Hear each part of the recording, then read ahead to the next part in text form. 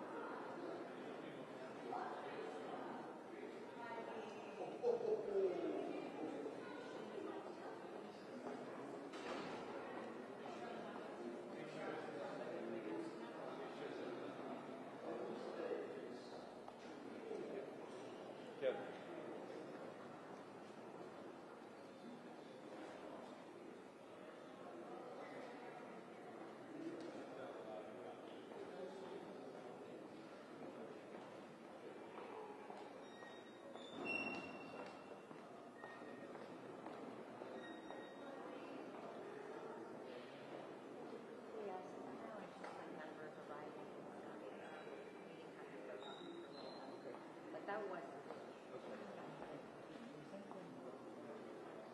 There were a couple that we had.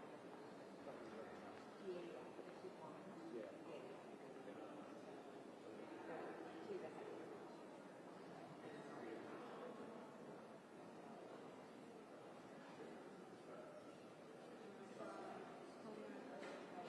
Yeah, there's like some members or You gotta head back down there. I'll be down there. Came up to see. Yeah.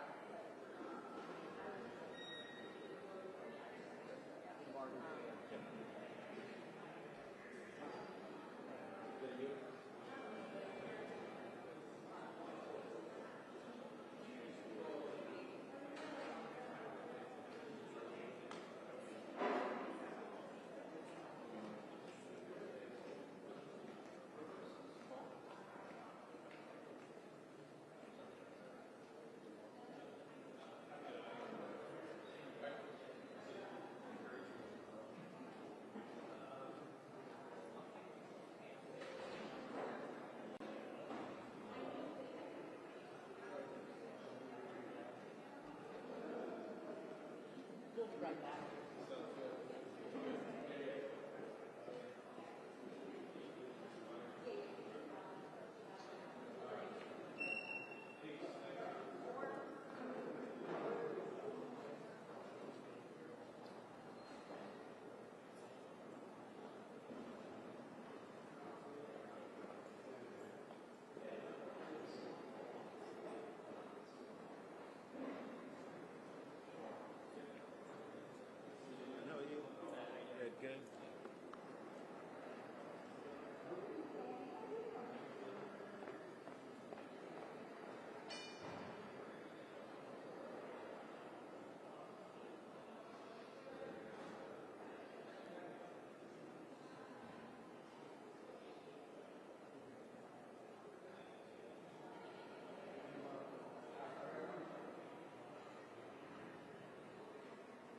Hi, Kim. Hey, how are you?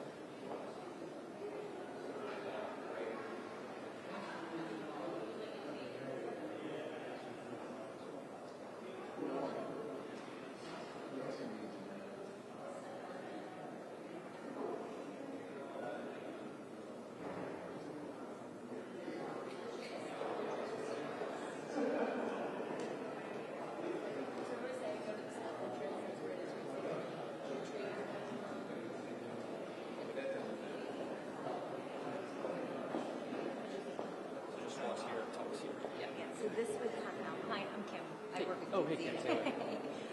So we would push this out to about this circle. Got it. Okay. Great. Right I now just you've got, wasn't sure of the route, but yeah, it seems that's easy. you've got pool convenience rooms, so they're all 5 nets there, and then the nurses. So just You say that one more time. all 5 nets, one in your own, or there's, if you guys do decide. Yeah. I mean, the TV guys would like to see, yeah, TV can be done. You're not going to for a while, good? Yeah. That work? I might, like, Yeah. a couple And I times can do before this. that, I might move around a little bit. Yeah, I would say, I'll definitely speak. yeah. And I can also.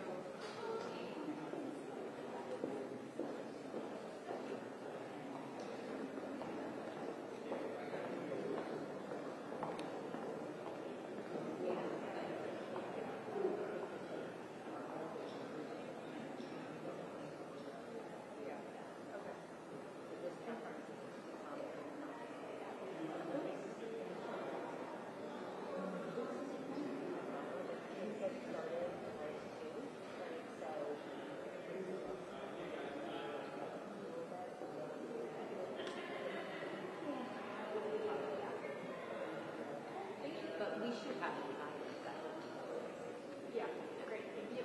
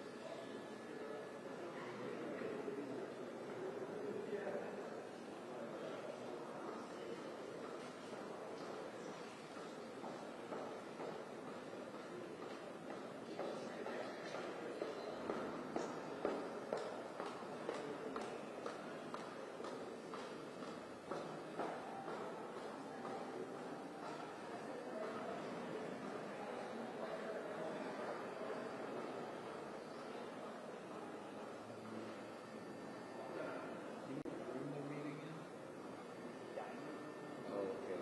I know which one it is. It's right there.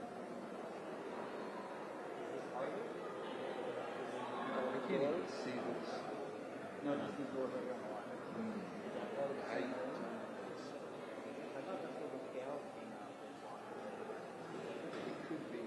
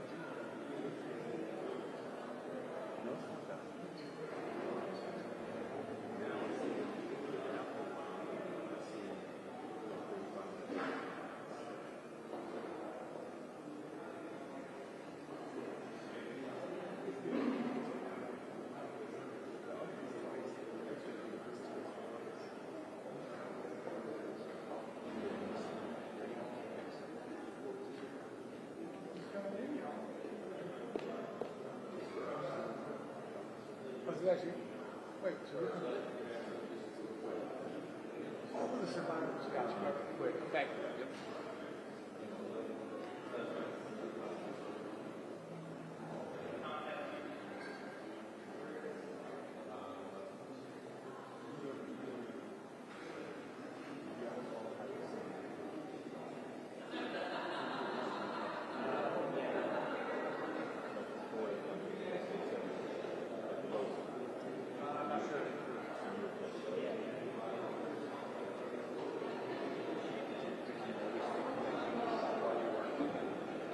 Just look down right in front of it. Just barely connected. Just keep that.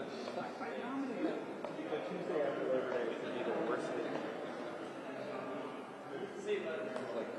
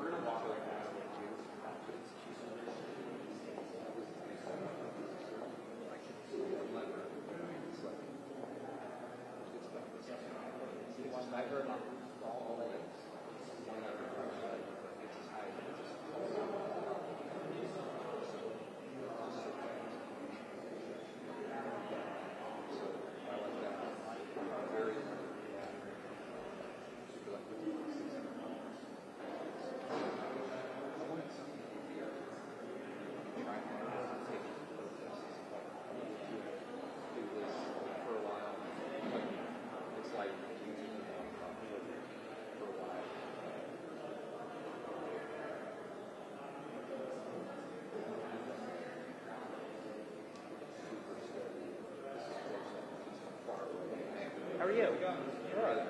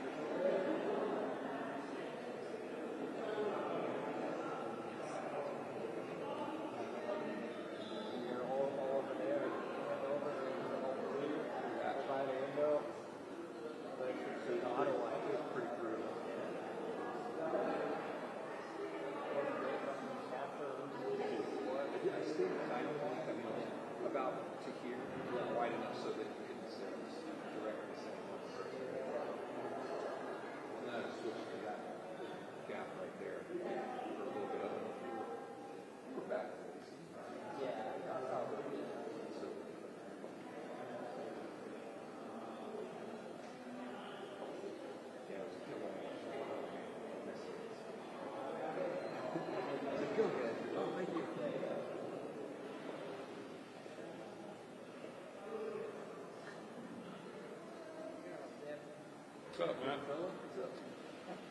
What's up, Big Mike? How you doing, man? Great time.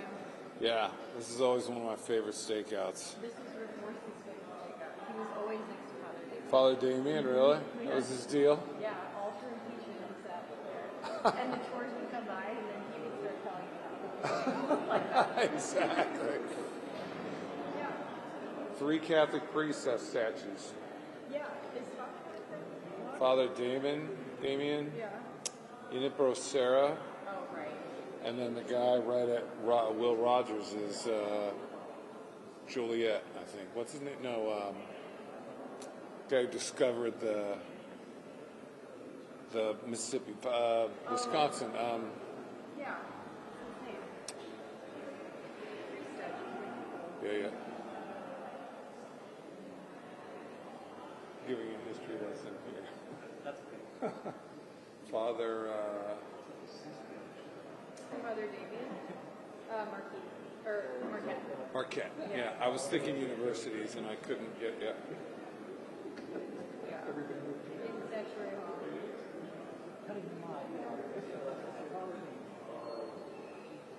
Well, I'm on my way outside because it's a freak. You can hang meat in that room. It's freaking.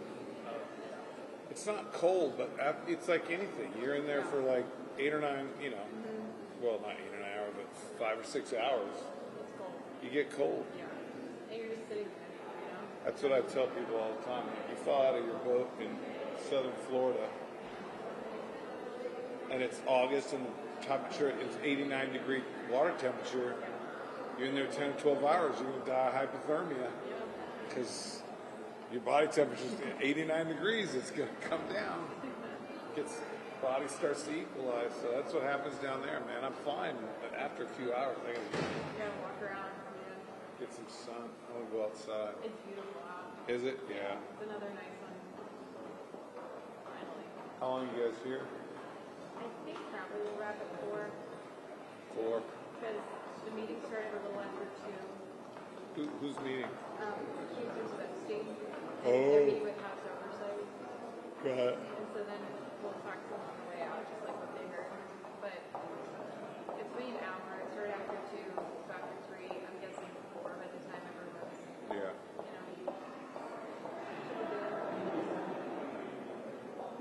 And they're going to talk, really? Johnson said he was talking. Is John Roberts at work? Someone asked me. He was in the hospital with malaria. Malaria. This is like 1923. Yeah. How do you get malaria? Must have been on vacation, yeah. Get your shots. Yeah, right? Yeah. All right. I'll see you guys in a few minutes. All right, see ya.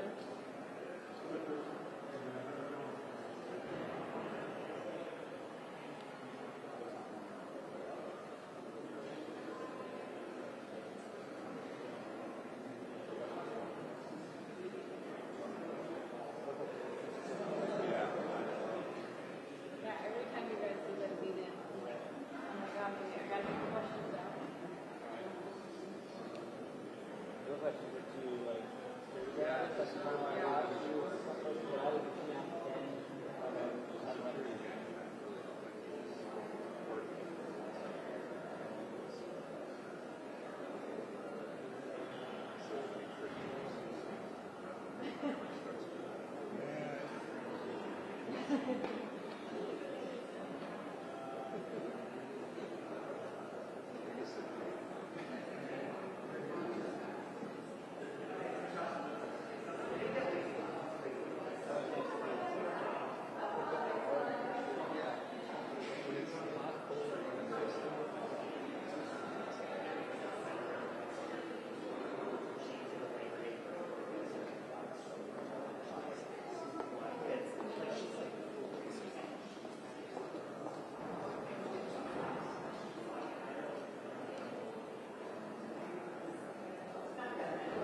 Excuse me.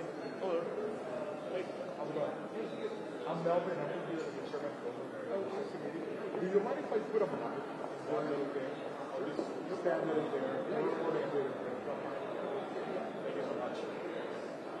I'll probably just put it right before he comes out. So I can start recording. You know when it's I mean, it started like 10 minutes ago. So it's been a while? You have to still see your light. You might want to tell. Oh. just a Is little that bit. going to be good enough? Make sure it fits on there because that looks a little thin. It'll fit. If not, I can just rest it there. Yeah, yeah. That's fine. Yeah. what I'll do, I put a piece of gap tape. Oh yeah, that works too. Thank you. As a backup, I'll just clip one here. But I don't have a shotgun. We don't have any shotguns in the committee, so. Yeah, I could just see it going. Yeah. It starts and then you do it. I was gonna put it on, but that's gonna look weird. It's gonna look weird. Yeah. It would if I know. I'll Perfect. put it there and just give it a little extra sticky. Yeah, that's gonna work. Thank you. In case someone gets a little overzealous hand. Yeah. That's true. You guys gotta go. And Amy's gonna, with the house, is gonna move the whole podium out. Oh, they will? Okay. Just Yeah. that way. So one and I'll also probably just be around here next to you guys, if that's fine. Yeah. And then just, I'll have this backup right here, just in case.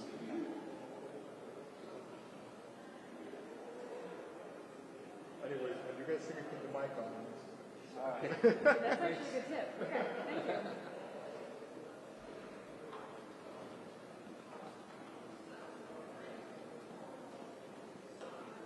No sign of them yet. They heard it started to melt together. Yeah. Really? That's when hearing it started 10 minutes ago? We saw them carrying in a bunch of chairs. the speaker came, and we really haven't seen anybody since the speaker. Did he say anything? Huh? Did he talk down He there? said he was going to talk after. Okay, good. Yeah, Then he we- said we'll talk to you guys when we're done. So, and my person at Bloomberg said that this may be, again, totally unreliable information. The idea that he might come out with him with the Googler. with the committee. Epstein victims. Right. Who knows? But I don't know if that's true. Yeah. Don't put me. No. He is going to talk after. Oh, I don't know if he's going to come here, but he says he's going to talk after. He knows there's a mic. He knows there's a mic here, but you know. Yeah, I'll Yeah, hand it. yeah. But you know how he is with eye contact and publicity. So. He's the one that relates to that, actually. That I've heard.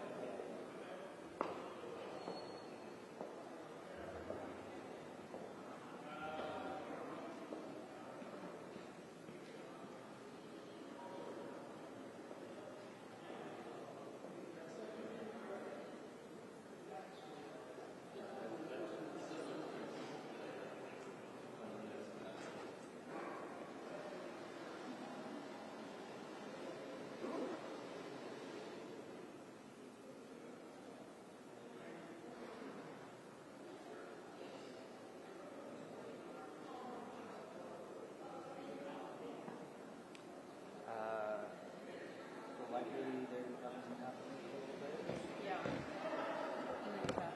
No, I was thinking about running down to the up room, in the basement, and trying to patch. They wanted to like test why this line isn't working. Oh. It's unplugged in dangler 4, line 4, and they wanted to just try it. Is it like semi-framed up? Like if they popped out? Because if you want to just like, you don't have to get the pipes down there for just frame it up. It's framed for like the hallway. Okay. I mean, you're not really long, right? No, well, we're sitting here. Yeah. Like, I know. You're just sitting there for another hour. Like a meeting.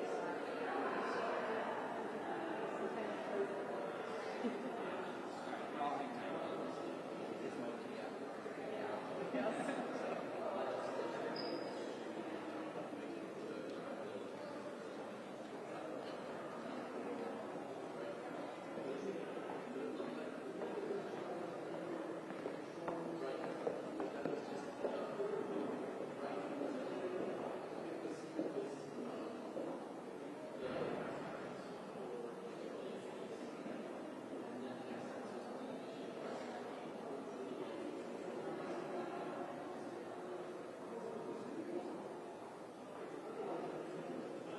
What time are you in, Mike? 8.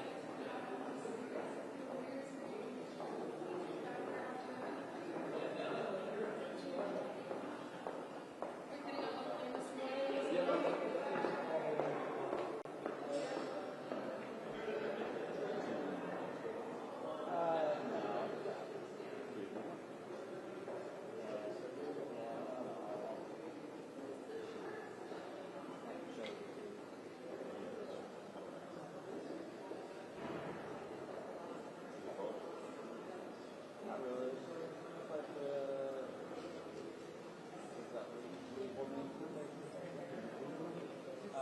what's that? It's more the kind of cafeteria downstairs. It's like you go past the cafeteria and it's like beyond that hallway on the right. So I don't know what it smells like. 18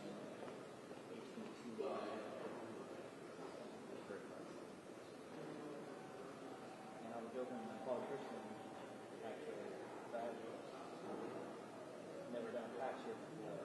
So, and then, over 3 years, and the first time I put a patch on my fingers. So, maybe another 3 years after.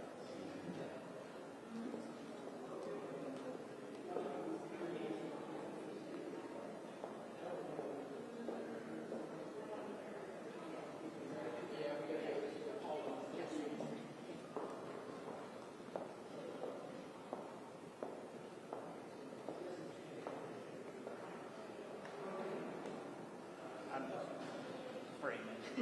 Don't worry. I'm just shadowing his ass.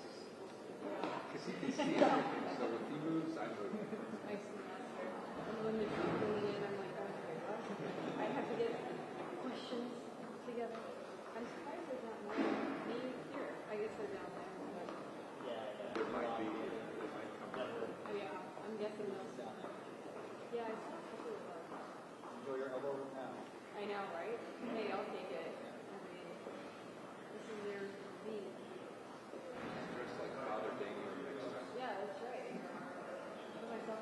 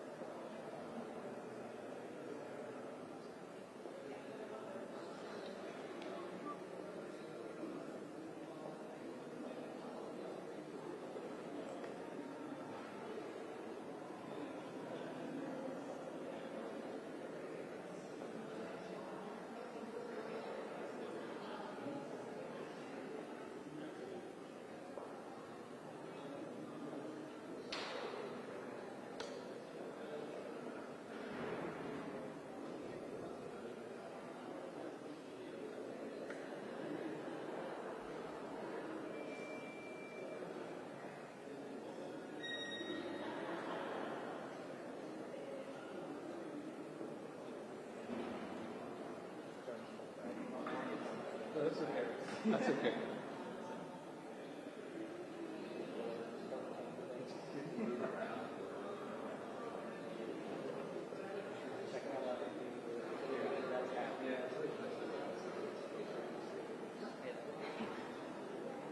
So at some point, you can get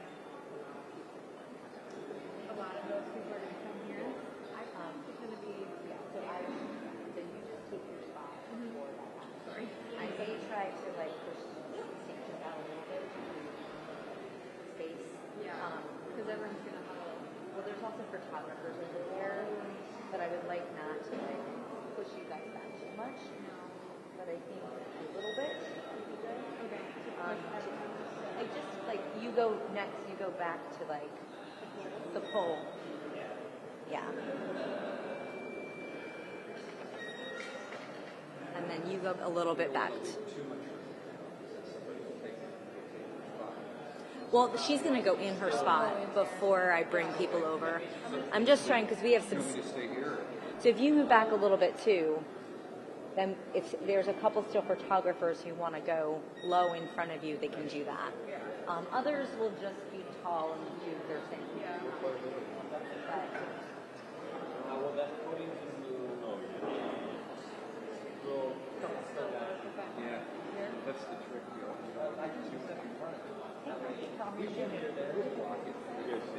Like here. Oh yeah.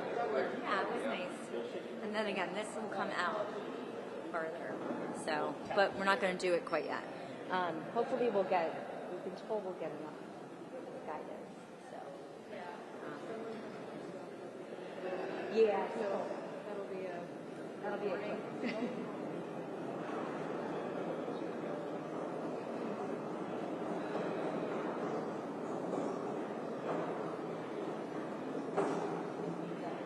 That was kind of a bigger part of this. And also,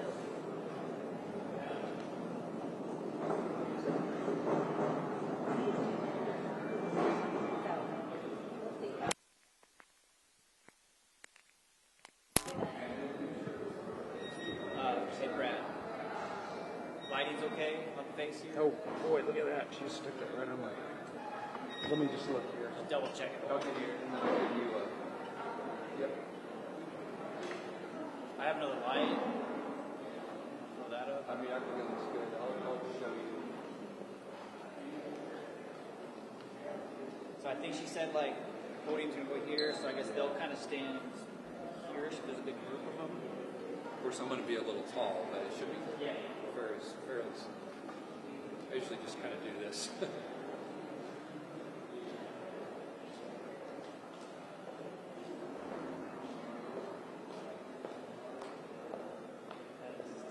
This way.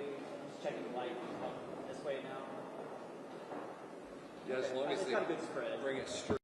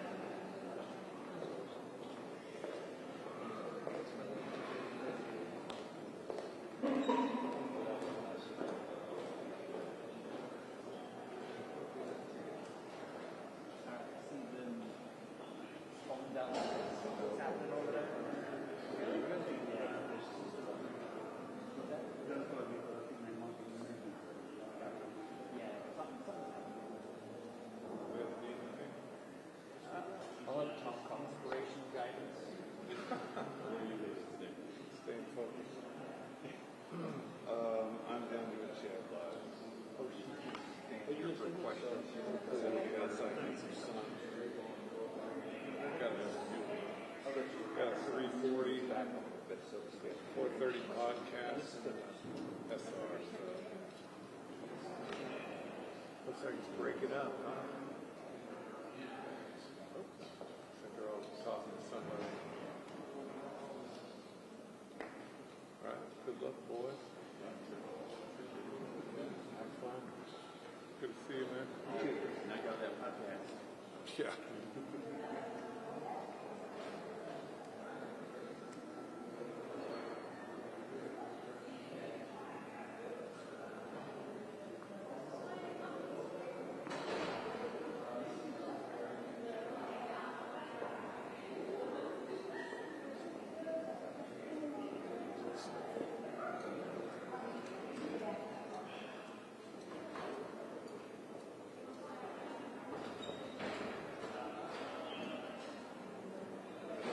I know.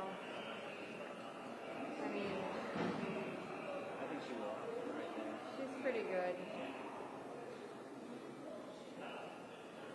Okay, might be some movement here. As soon as you see somebody notable, Okay, somebody's leaving. I can't tell who.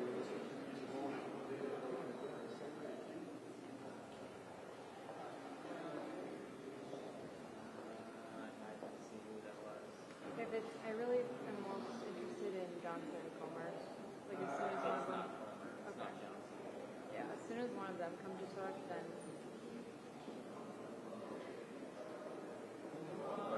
Oh, it's the Burkett. oh, Tim Burchett. Okay.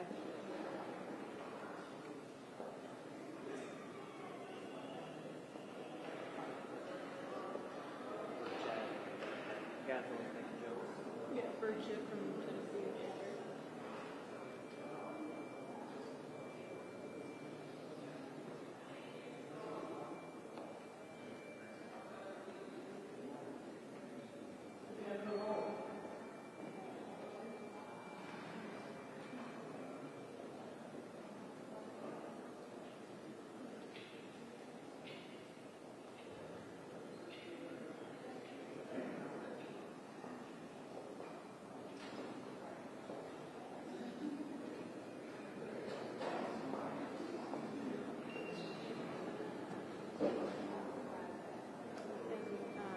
I know the woman in the green dress is with the speaker's office. Gotcha.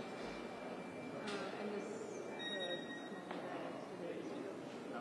Yeah, someone said he's right here. Plus that one guy wants to put his mic down.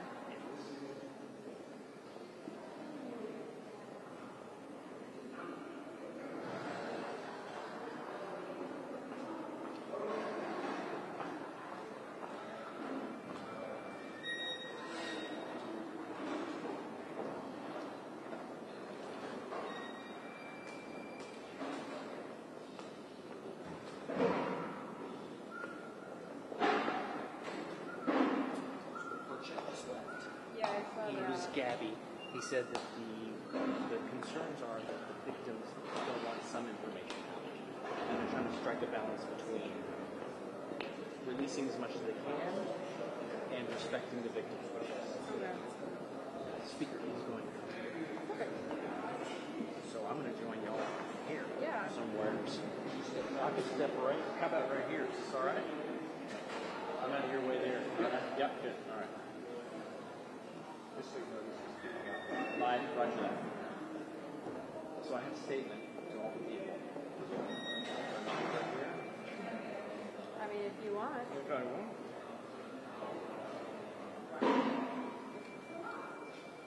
Correspondent job in your future. A correspondent job in your future. Like, look, I can do the McDonald's. I can do that. While I walk and talk, I can do this. The McDonald's. Golden arches. Yeah, the golden arches. Do you want anybody to stand in front of your camera? Because if you don't, I can slide this a little bit like that. Yeah. Well, we actually. Yeah, you probably. Yeah, because they will come step right in here, and I'll make Yeah. sure to keep them out. If they like crouch, like somebody's welcome to They might, be here, but but it depends on if they get ahead of them or behind you or whatever. yeah, like smaller people. Yeah, isn't that small people are nuts? Yeah, that's true. I know lots of small people.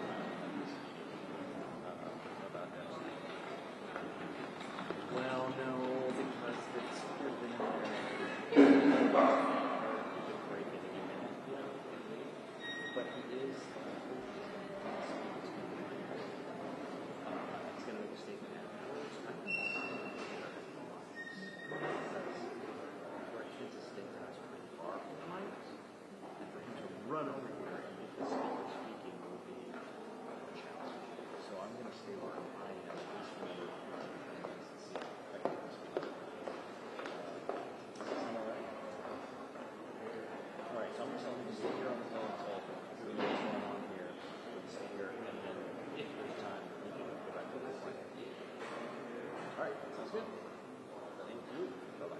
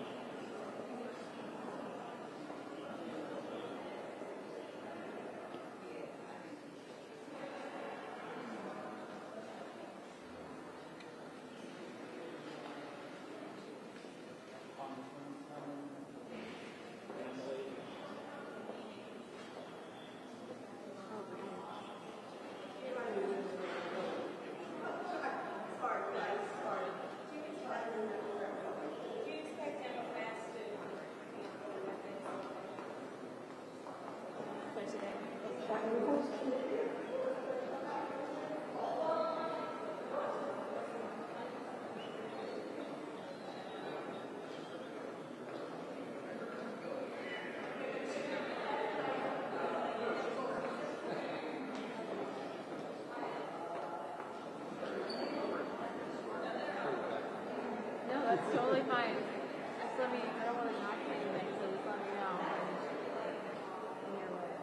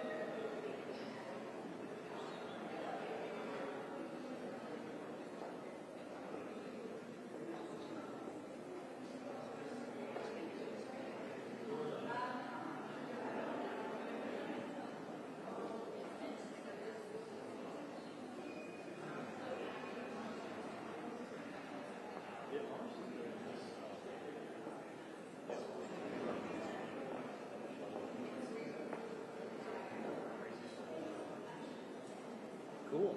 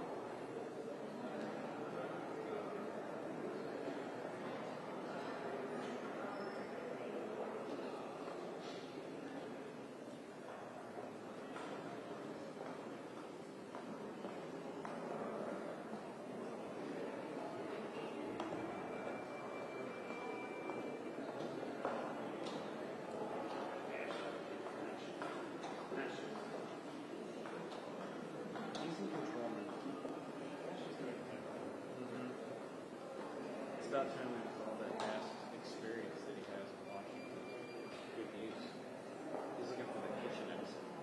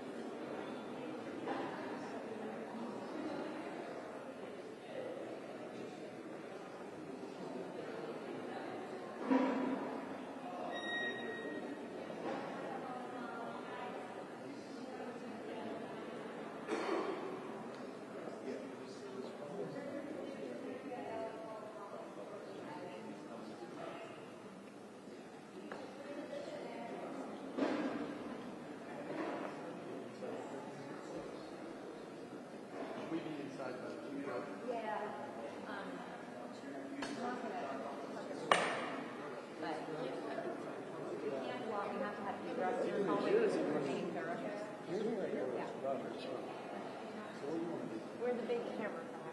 You're cool. Right, but we have another camera for Rhode Island. Yeah, but he's not speaking I there. know. But when I initially was talking to this team, they were like, oh yeah, we might go up here. No, you're not.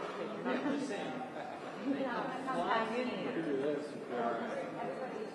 We're supposed to gather people to feedback, especially the photographers.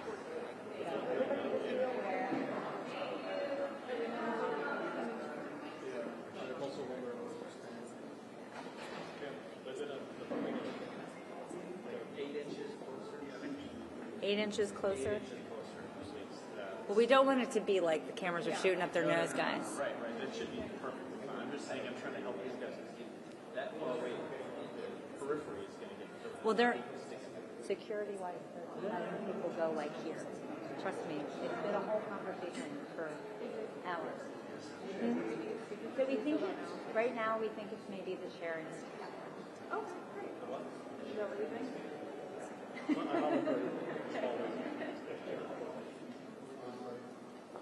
We just have to maintain egress, guys. Yeah, have to maintain egress.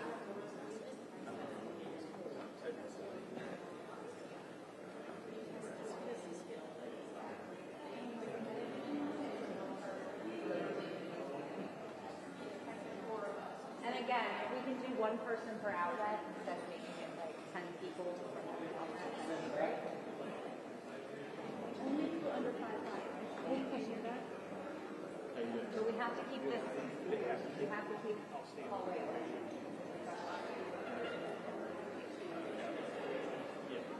I want to get on this side. So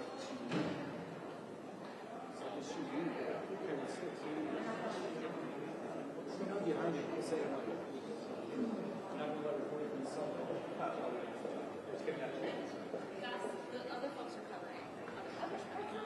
This is what we have. We want everybody to have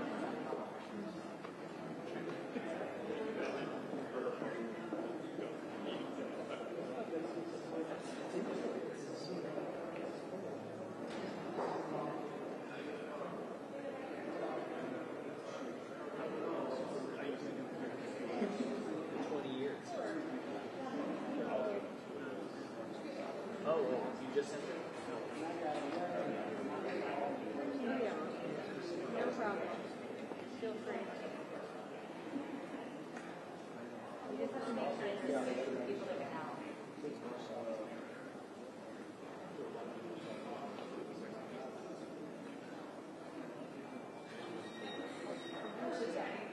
Are you going this way or this way? Don't worry.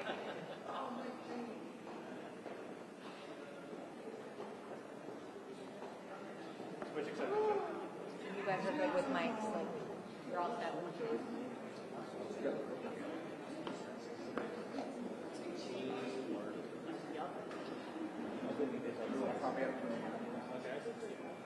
we've got to maintain egress. Right. Got to maintain egress. Oh, you're not. Then you're in the Yeah. Yes.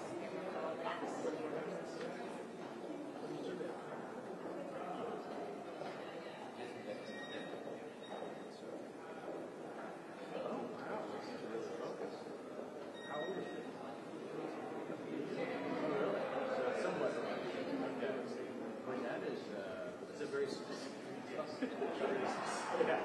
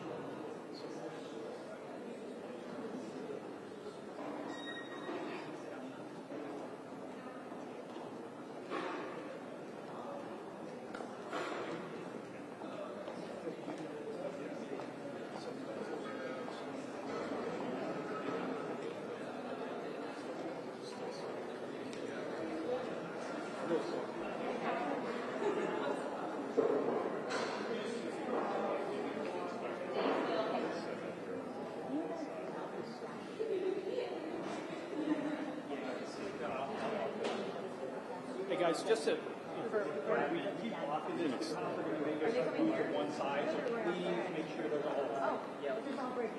Okay. I just want to, or, I mean, go to the paper stick. Yeah. Yeah,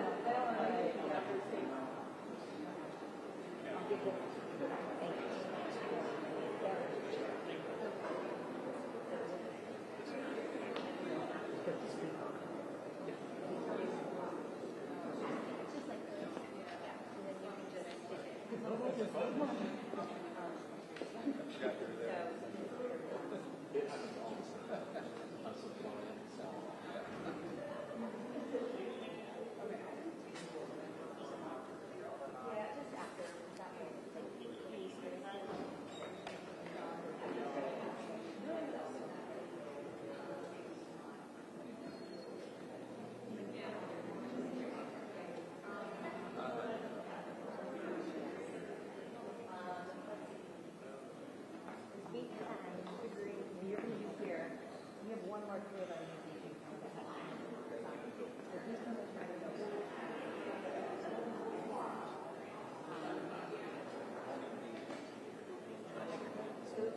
I can move this way, and then you can go there, but I'm not going to show you. Yeah. I can try to do it. You move up a little bit. Yeah. Yeah. Move over. Okay. All right.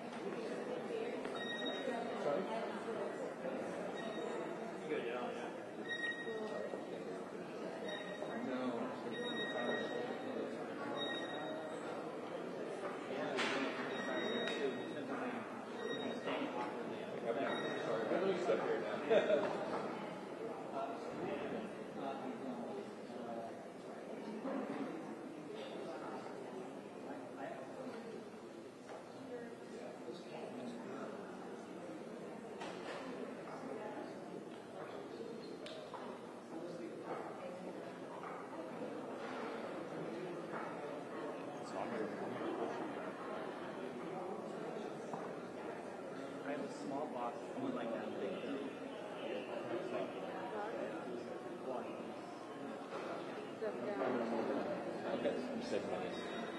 You're good. You got to get them locked in. So. Yep.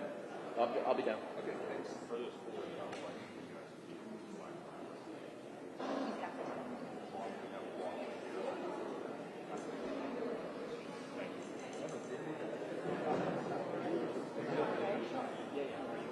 Yeah. Yes.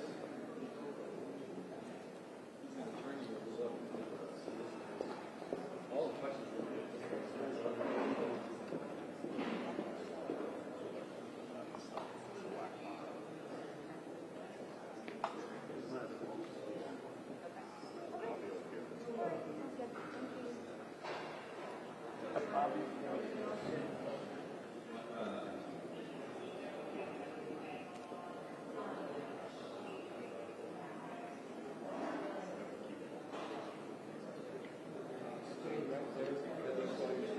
Sure.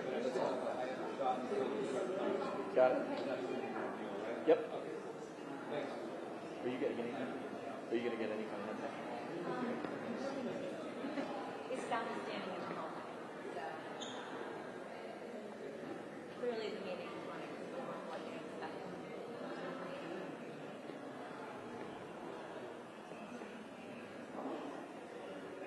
But we know what we need to do. And Jonathan, you're going to go well. You're good where you are. I was good where I was. If you And were the other running, video, it wouldn't matter. the other video guy came and then left.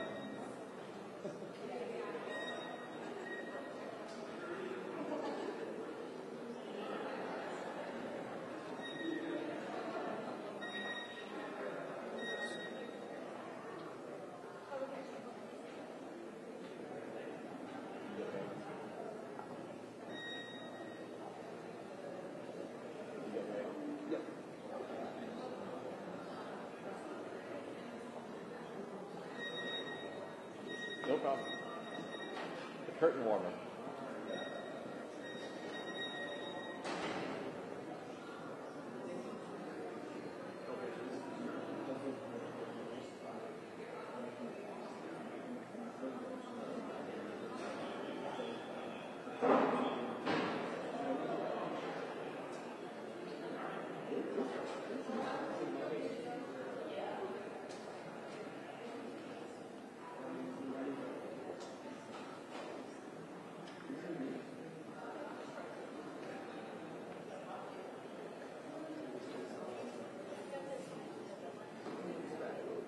Yeah, that's where my feet are going to go.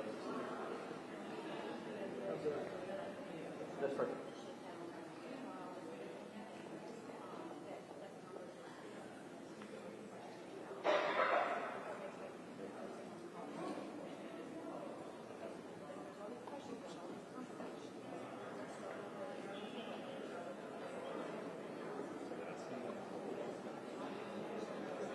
Okay. Cool.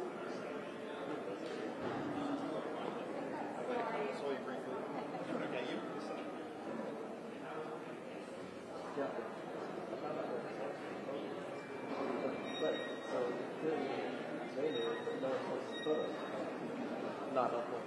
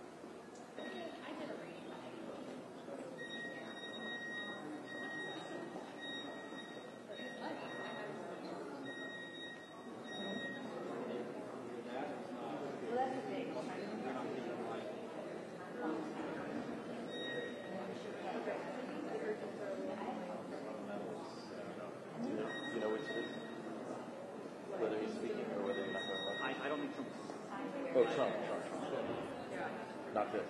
No, this is going on. Okay. We're just, do you want to look at it? After London? Okay, then you should be able to come on here. Good job. No, because believe it or not, we get asked. We've never done this before. We have to tell them. All the pictures. I need Jonathan to hold up a sign that says Epstein Stakeout. So I don't remember. Yes, but you have to promise to show all of it at one time. It can't be prompted to just Epstein. That's true. I will not do that.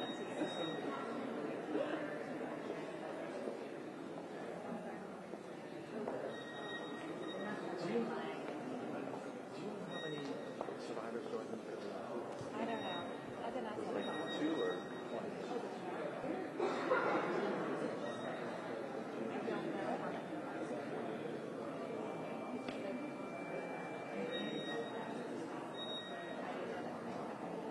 And we don't know if any of them.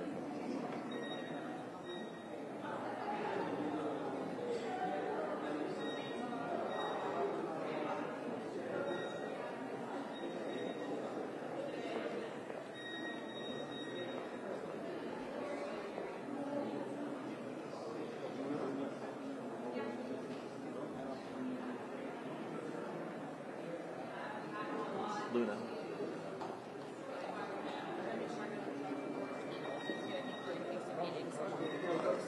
Yeah, sure.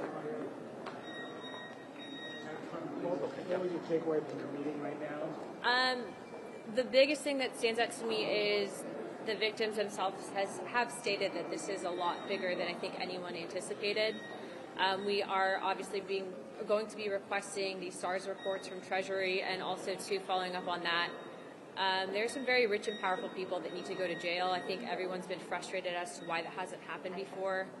But it is very much so a possibility that Jeffrey Epstein was an intelligence asset working for our adversaries. But also, too, I think the questions that we have is how much did our own government know about it? And so there's more to follow, and I'm sure you'll be hearing from the chairman momentarily. But I do applaud the victims from coming forward, because we heard from a woman who was as young as 14 years old when she was victimized multiple times by Jeffrey Epstein. So that's hard to hear. Will you sign the discharge petition, the massive discharge petition? I think that the files will probably be released prior. I don't know why Comer hasn't. I think that he should do it, so it wouldn't even have to come to a vote. But, I mean, obviously I've been a huge advocate, even when I was the only one in Congress calling for the release of those files. So I think I'd be happy to, yes.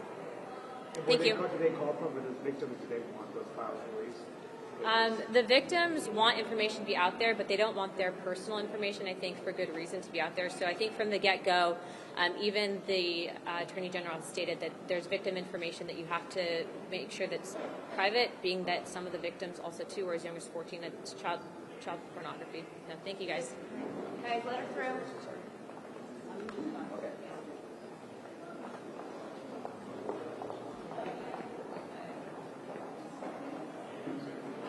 Everybody could go back to this side, please. It's better than all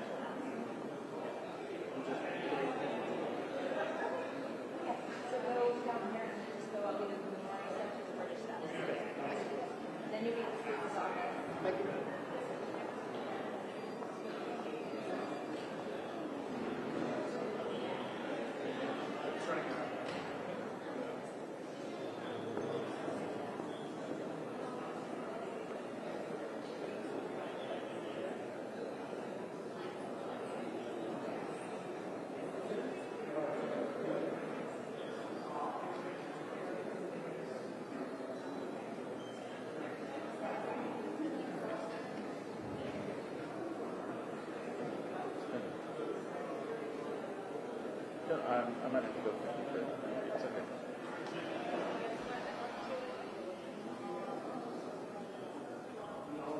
I don't imagine there are spots set for a rally. It's just going to be free for all. That's fine.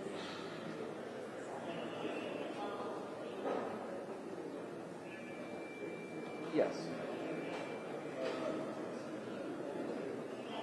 There are other things up here tomorrow too. Yeah, exactly. I don't know. Okay.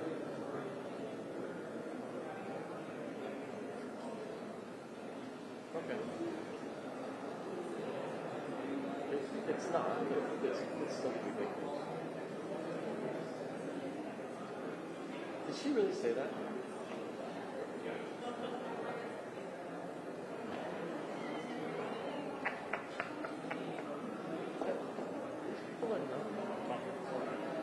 Okay.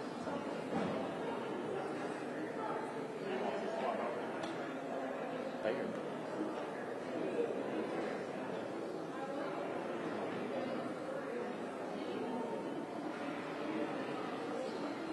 I wouldn't play around with that. This is big enough that. Right. Yeah.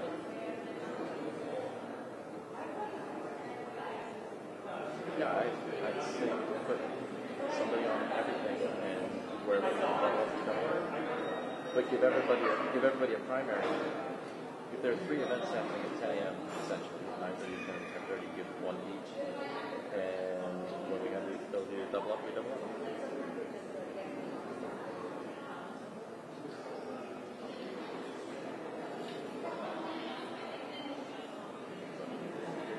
When you say both events, what do you mean? Yeah. We hope. Yeah, that on spot meet might need to be. Oh, somebody just put this in? Yes. Have you been here the whole time? Yeah. Are you?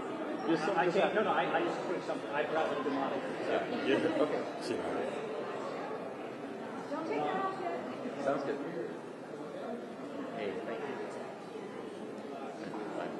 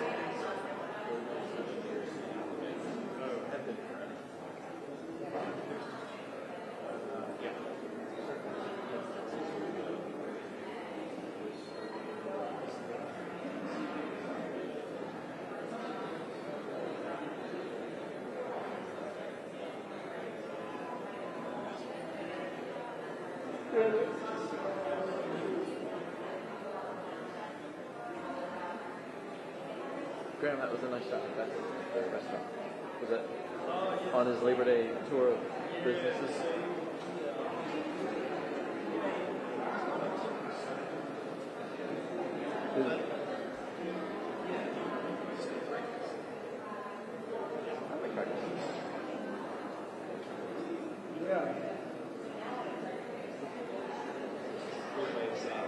By the way.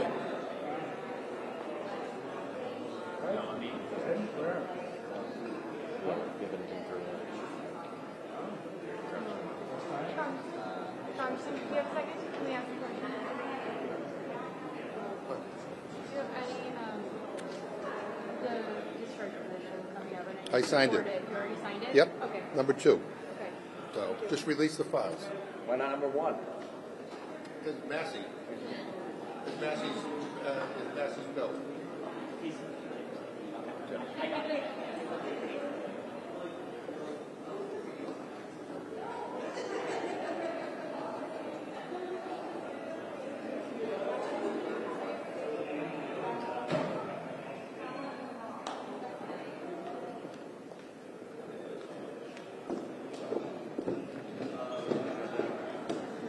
photographers just came around the corner to look at us.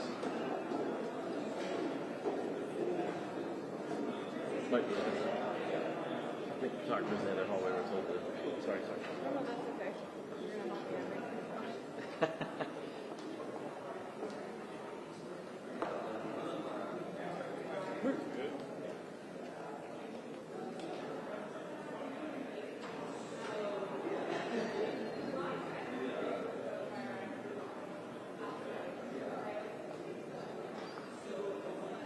Everybody else got excited about the government. I have sneakers on, but I am like really not I do have rubber soles, but I get it. It's a big mistake.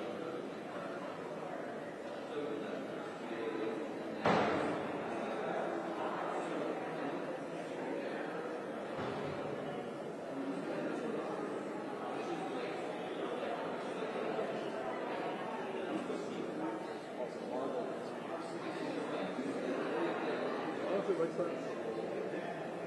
Has to be studied. Sign $100 million.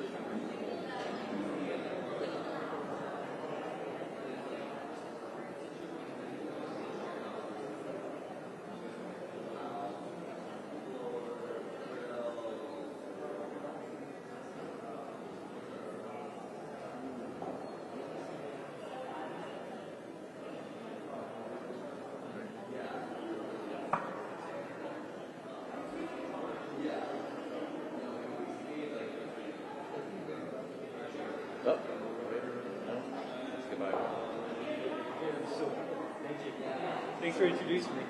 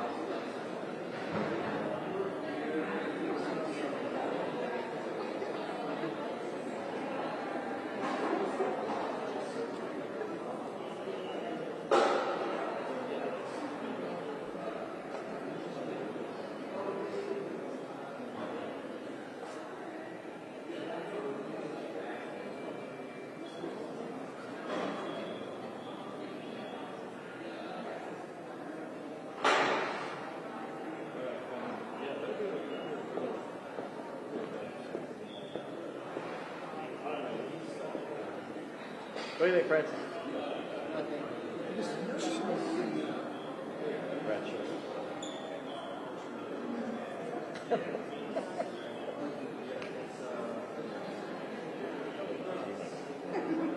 What's all this for? What?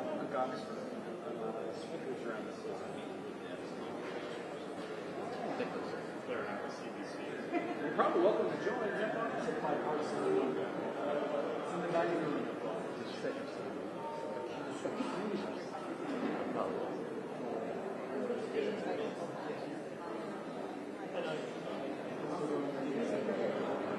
Okay, cool, thank you. That's what makes sense. Cool. Yeah, makes sense.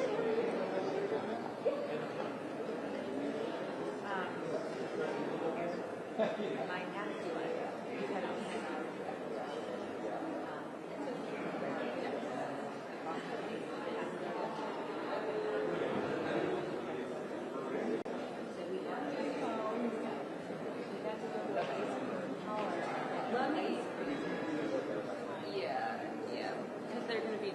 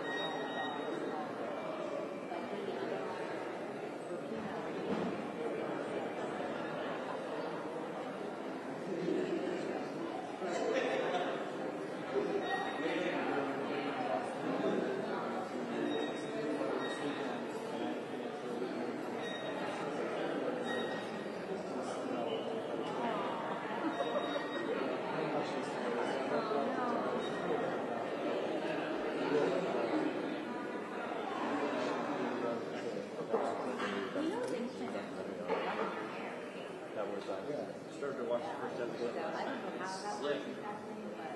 They just have to go back and find all those video. Actually, there is some video there, but it's also like very heavy on. Well, it isn't an enough project. But yes, it is a project. Used a lot of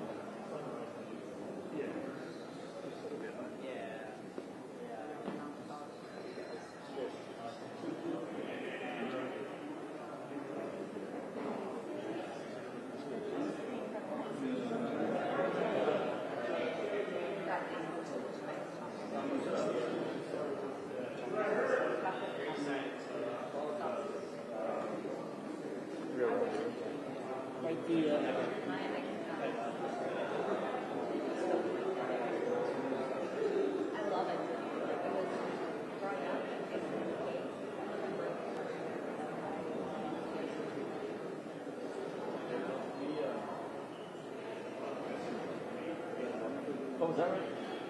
You must look out.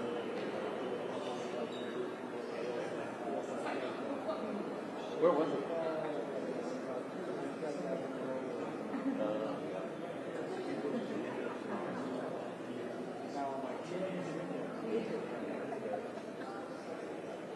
Yeah, there are like 3 or 4 places on there. Yeah. I think it shows what? A $10,000 bill. Straight from the cashier.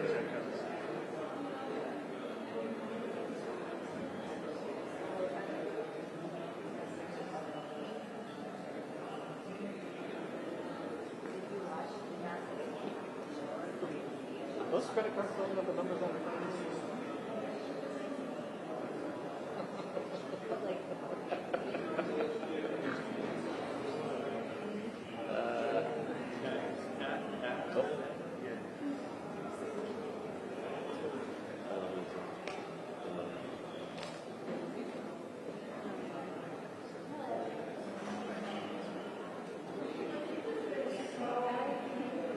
Wish I could make that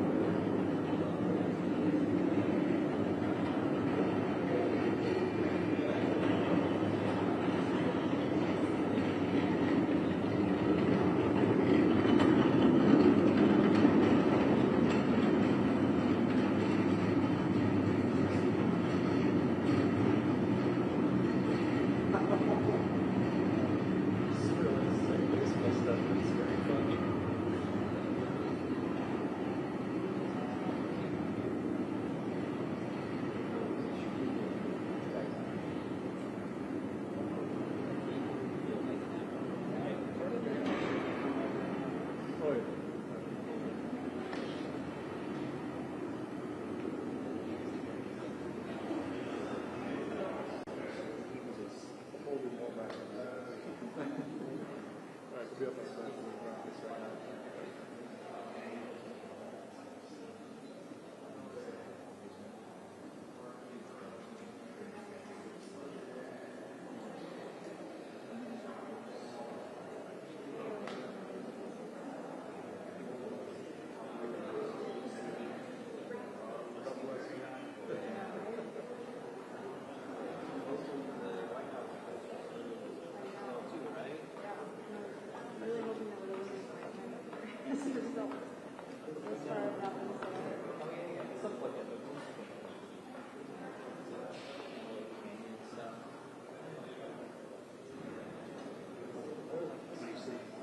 Not much.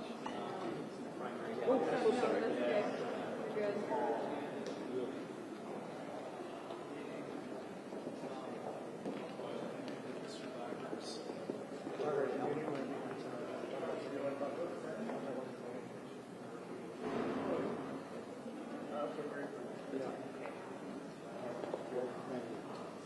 What do you learn in that?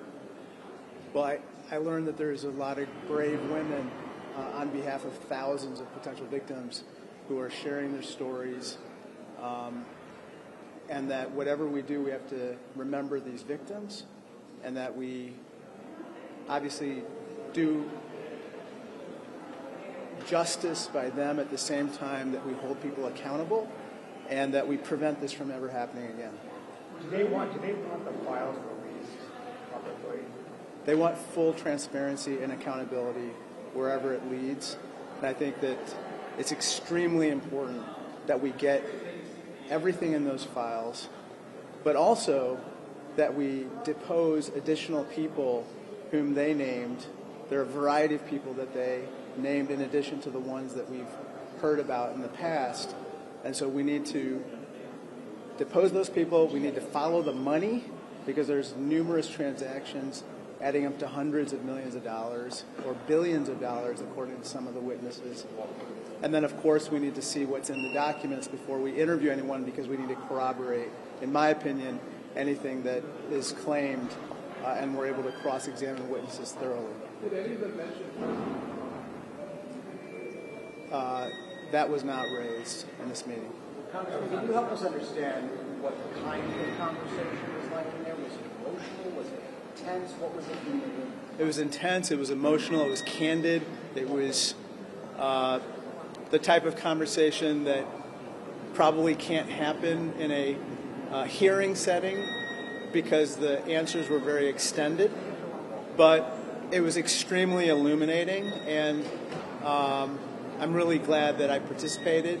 And it's one of those things where I think the victims marshaled a lot of bravery and courage to come before us to tell their stories. Thank you. Thank you, everybody. Guys, we just need to make sure there's a walkway here, so it might be a good idea.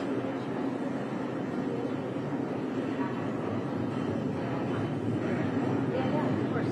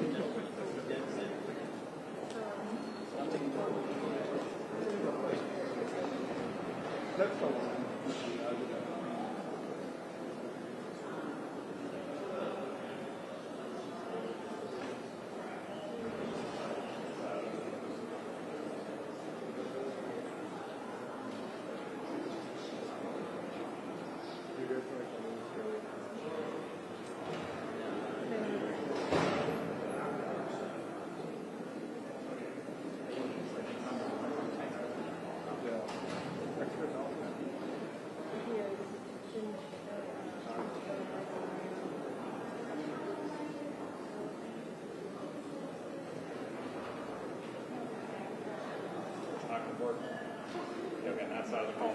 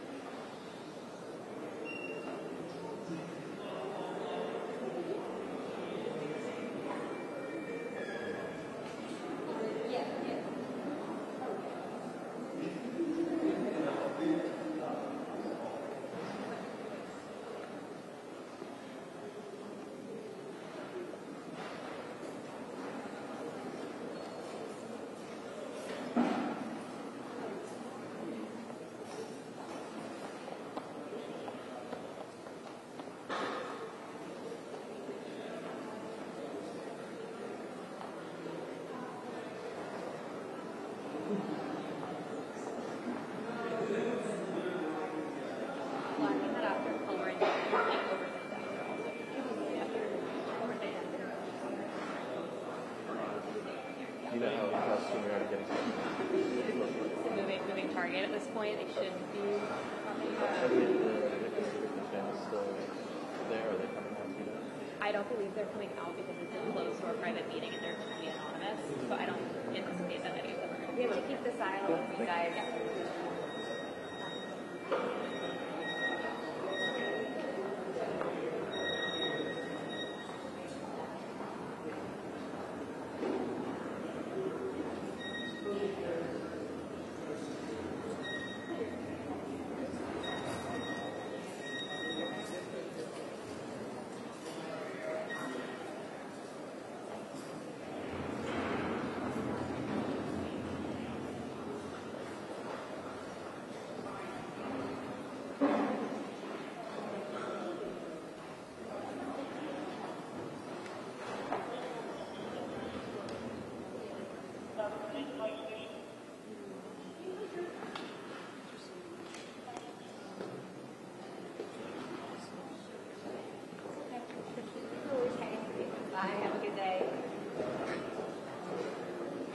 Looks like you were beckoning a squirrel. Well, I could see it wasn't a squirrel. He was like,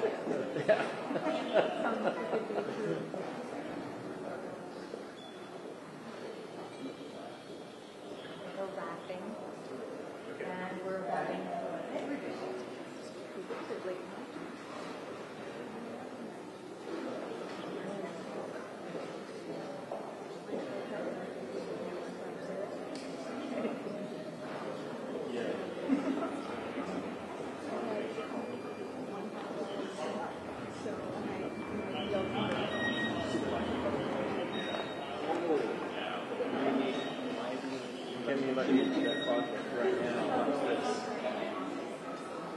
heads up, guys. Okay, great.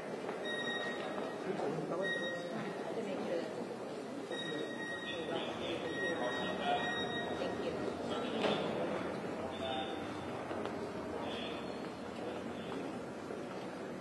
Good afternoon, everyone. We just spent more than 2 hours with 6 of the Epstein victims, some of the bravest women I've ever met. They're very courageous. They shared their stories. Some of the ladies have shared these stories publicly before, but at least 2 of the women had never told their stories before, one for the very first time in the room. And so there were tears in the room. There was outrage. It was both, I would describe it as heartbreaking and infuriating that justice has been delayed so long. Some of the women in the room began to be groomed by Epstein and his accomplices, Ghislaine Maxwell and the others, 30 years ago. There were 4 attorneys in the room. Some of them began civil litigation against Epstein and the Epstein evils and everything associated with it 20 years ago.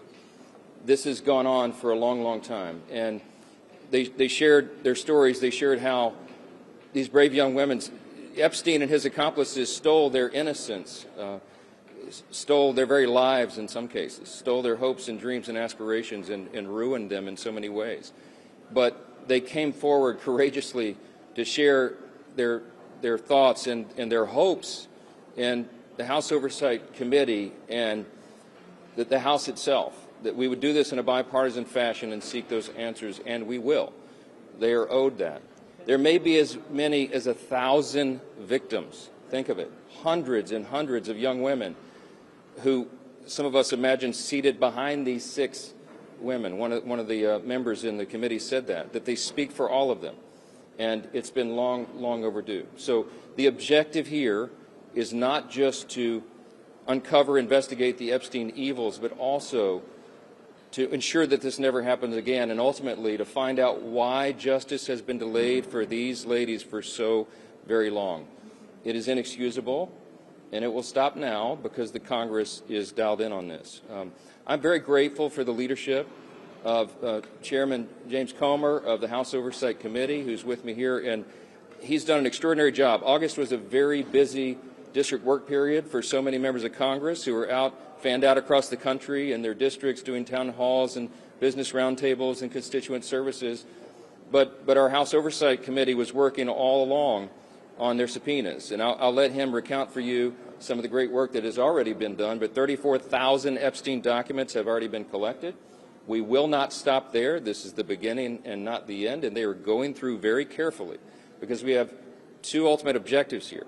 We want to bring justice to every single person who is involved in the Epstein evils or the cover-up thereof, but we also want to be equally certain that we protect the innocent victims. Many of these young women, some of them are now middle-aged women, have never come forward. We do not want their names or identities to be uncovered carelessly or intentionally in any way. And so the House Oversight Committee, in a bipartisan fashion, is combing through these documents to ensure that we redact only the information related to the innocent victims themselves. We cannot be involved in subjecting them to any more harm. With that, I want to yield to our very able and very busy chairman for all the great work he's been doing, Jamie Comer. Well, thank you, Mr. Speaker. I'll just give a quick update. I think everyone knows who all we've subpoenaed thus far in the initial batch. We subpoenaed 6 former attorneys general as well as Bill Clinton and Hillary Clinton. We've expanded that to Alex Acosta. Acosta's coming in, I believe, September the 19th, 16th or 19th. We've got that date down. I know that we'll have a lot of questions for him with respect to an earlier Epstein prosecution that he was involved in when he was U.S. Attorney. We have the documents, the initial batch that had been sent by the White House. As you know, we also subpoenaed Pam Bondi for those documents. The White House is working with us. I want to publicly thank the White House for turning over so many documents thus far. We're in the process of uploading those documents for full transparency so everyone in America can see those documents. It's going to, as quick as we can get them uploaded, and as the Speaker said, they're 34,000 pages. So we're doing everything we can to get those uploaded. We want those to be public as soon as possible. And then we're going to continue to bring in more people. We learned of some additional names today. We're going to do everything we can to give the American public the transparency they seek, as well as to provide accountability in memory of the victims who have already passed away, as well as those that were in the room and many others who haven't come forward. So we're sincere about this. This was a 2.5-hour discussion. It was as bipartisan as anything I've seen in the 9 years I've been here. Appreciate the Speaker for giving us the authority to seek out everything that I think you all want and the people that I talk to as I travel America want. And we're going to do everything we can to get the answers and to do it as soon as possible. I yield back. Question or two? Manu, go ahead. The President has repeatedly referred to this as the Epstein hoax. You just were talking to these victims. Is it a hoax? I'm not sure what that comment refers to, but I've spoken to the President myself about this many times, and he is as insistent as we are. He is the most transparent president in memory, probably in the history of the country. As you know, he stops. If he were here now, he would stand here and take your questions endlessly. That's his mindset, and he wants the American people to have information so they can draw their own conclusions. I've talked with him about this very subject myself, so I can tell you that is his heart. Now, he also, just as we do, is insistent that we protect the innocent victims, and that's what this has been about. There'll be votes in the House this week to advance this and affirm what it's doing. That we want everybody in the House wants to go on record in affirming what our Oversight Committee is doing in a bipartisan fashion. There's a discharge petition that is pending, and the reason that I was not comfortable with that and still am not comfortable with the discharge petition is because it was inartfully drafted. It does not adequately protect the innocent victims, and that is a critical component of this. So the work is being done. The Department of Justice and the administration are in full compliance with every congressional subpoena. In fact, they're moving it quickly. And so the American people are owed this information, and the expectation is it will come out soon. So. Can you specify what exactly in the NAFI and kind of discharge petition doesn't protect survivors? Yeah, look, it was inartfully drafted, okay? They cite, for example, a code article that is supposedly to protect child sex acts, okay? These are legal term of arts, but they cite the wrong U.S. Code provision, so it doesn't actually have any force of law. They don't actually have adequate protections for whistleblowers. We want to encourage whistleblowers in an investigation like this, and there are standards and practices and procedures that are used in federal prosecutions and investigations and here in Congress that are not adequately stated in the discharge petition. I think the petition itself is effectively a moot point now because all of this is happening. What the House Oversight Committee is doing, what they are actually gathering, is everything that was requested in the discharge petition, plus even more. And it actually has the force of subpoena, the effect and force of law, which is why it's actually happening right now, where the discharge petition does not lead to that. So it's not a lawmaking exercise. It's superfluous at this point, and I think we're achieving the desired end here. Yes, sir.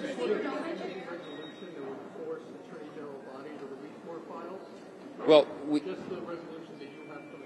we have a subpoena which must be supplied, must be enforced, and that does have the effect of law. So it's even more effective than a vote on the floor. I mean, we have subpoena authority, and it is being used aggressively here. And we promised to those victims that we would continue that. They are heartened, I think, by the attention that has been given in this Congress that has not been there for many years, obviously. And I would say this, and I don't want to overstate it, my friend Jamie Comer, but I would say Republicans and Democrats in the room were dumbfounded at some points about why some of this has not been disclosed further and in greater detail. And you have the right people on it now, and we're on it. It's overdue. Go ahead. Sorry. And I also want to add, we've subpoenaed the estate, the Epstein estate, for everything too. So we're pushing forward. When I say that the oversight, yes, the intention is to get them out for public release.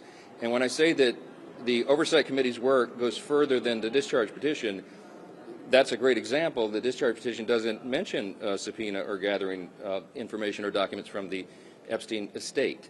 So there are other things that this committee, with its expertise and all of its lawyers and all the work, will be able to gather that wasn't even anticipated in this other pending measure. So, there are some that you're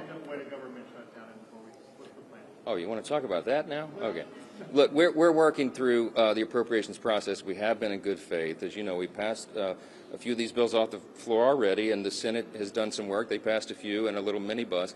We've got to get these two chambers together. Of course, we have the end of the fiscal year comes up, the end of this month, and no one desires a government shutdown. So we'll be working in earnest over the next few days and next couple of weeks to ensure that doesn't happen. Stay tuned for the details. As you know, everyone was out on the district work period, and now they've all just gathered, and so there'll be a tsunami of activity here for the next. We'll have some sleepless nights wrapping it all up and getting it done. But I'm very optimistic we can avoid a shutdown, and it's going to require leaders on both sides of the aisle to come together and do that. And I'm certainly hopeful that we can and do it in a responsible manner. But Mr. Speaker, there are some in your own party, Thomas Massey is one of them, who have said that by delaying a vote, resisting a floor vote on the Epstein documents, that you are protecting the president. What do you say to that? Well, I think that's obvious nonsense. We are demonstrating here that this is being done, but I'm going to emphasize again, it has to be done in the right way.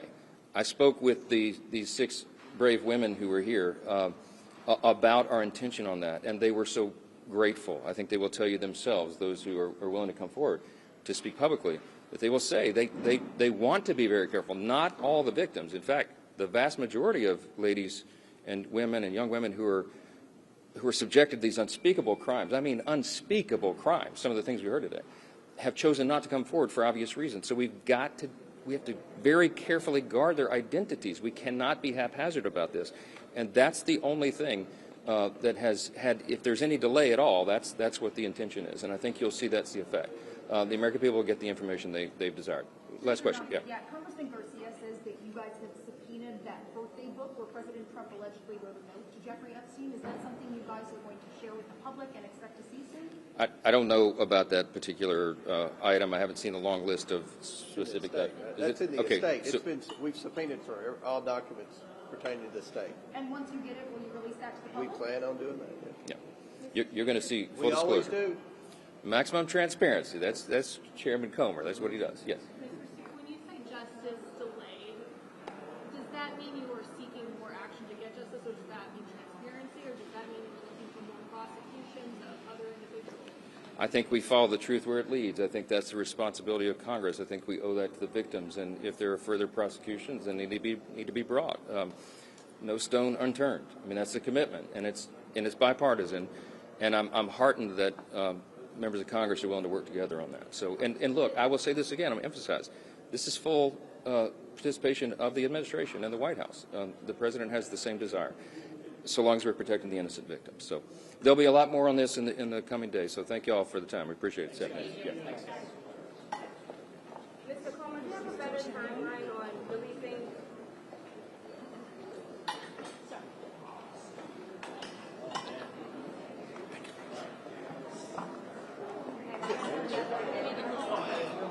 For those that don't want to stay for that, Democrats are coming in. Okay, great. Yeah. Okay, great. You're done. Yes. The Dems are coming.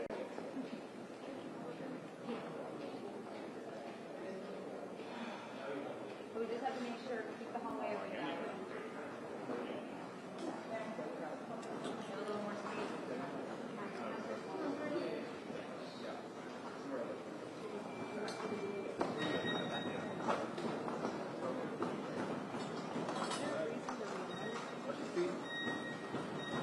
We don't usually put them behind screens unless it's a head of state. This isn't a head of state. Okay.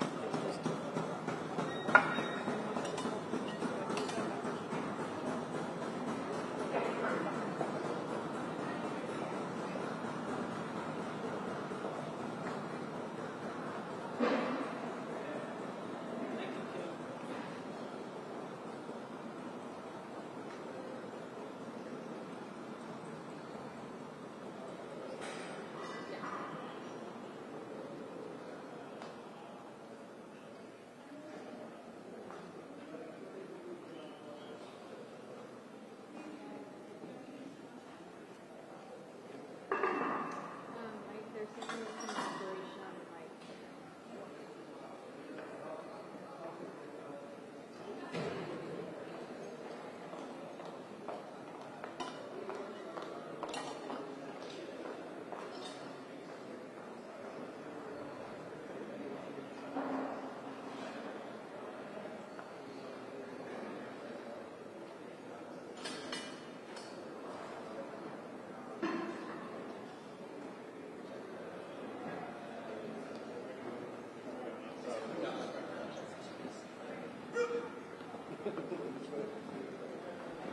You got to be on the inside of the road.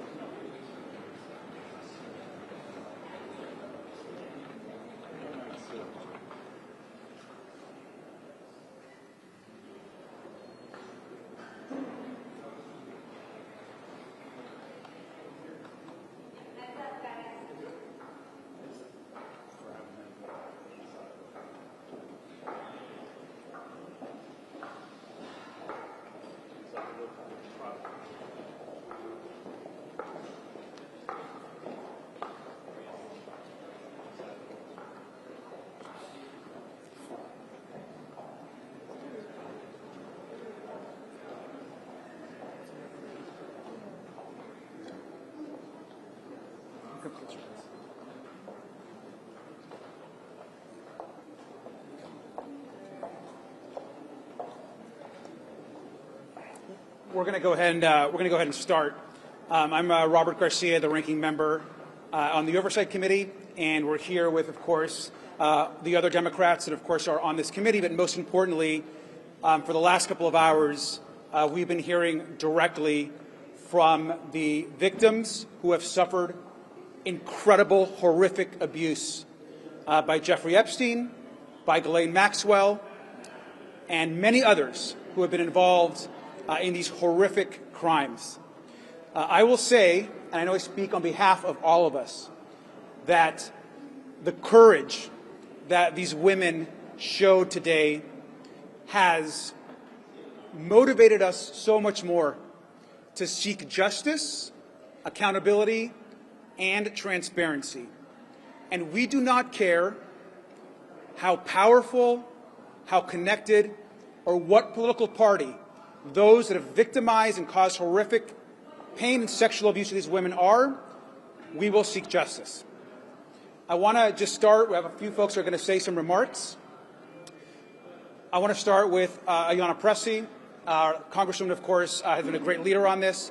We'll share from a few folks, and I will wrap it up and answer any questions at that time. I want to add before we start that much of the conversation that we had is also confidential, and it's our job to protect the privacy of the women on what they said, and there are numerous conversations that will be happening in the days ahead. So, Congresswoman. Thank you, Ranking Member Garcia. What we heard here today was harrowing, and it is proof of what has been an institutional, systemic betrayal for decades. These women now who were preyed upon, groomed, exploited, violated from as young as 13 years old, their bodies violated, their minds manipulated, and their dreams denied. Aspiring artists, lawyers, actors, people who had big dreams. And those dreams have been dashed and denied because of the shame they carry, because of the trauma they carry. It is a lifetime sentence. Jeffrey Epstein is dead, but his hurt and his harm is alive and well in the daily experiences of these survivors. Maxwell is incarcerated, but it is these survivors, these victims, who are still very much in jail. And they are deserving of transparency, of accountability, and of healing. We are where we are today because of the leadership of Ranking Member Garcia and our Ranking Member on the subcommittee for law enforcement, Summer Lee, enforcing that vote for a subpoena, because in order for us to hold powerful abusers to account who participated actively in a predator, pedophile, Ponzi scheme meant to feed on the daily perversions of a rich and powerful man and his enablers and those who were his co-conspirators, we want to center the victims and the survivors, not shield the powerful, the wealthy, and the well-connected. So we forced a vote for a subpoena in a hearing that was on child trafficking to point out the hypocrisy. Then I led calls for a hearing in the Committee on Oversight centering the victims. And my colleagues joined with me in that. We do believe that that did lead to pressure that resulted in today's roundtable, where many of the victims said it was the first time that they had felt heard. On the heels of the many years of abuse that they experienced, to be re-victimized and traumatized by a government. They had abusers that told them they were trash. And because they've never gotten justice and been heard, it has contributed to the ways in which they have felt demoralized and invisible. The role of this committee is to be an efficient and effective pursuit of the truth, and we will be until these survivors get the justice that they deserve. Again, we will not shield powerful abusers. They must be taken into account, and that cannot happen if we are not centering and prioritizing the voices of survivors. And now I'll turn it over to my colleague and dear friend, Congresswoman Simon from California, who has worked for many years with survivors of trafficking. Good afternoon, everyone. Latifah Simon from California's 12th District. Today we had the honor of listening to extremely brave women who talked about the ongoing rape and sexual exploitation that they endured by the rich and the powerful. And for 3 decades, their voices have been ignored. These are young women who have been on record telling their stories, and yet justice has been denied.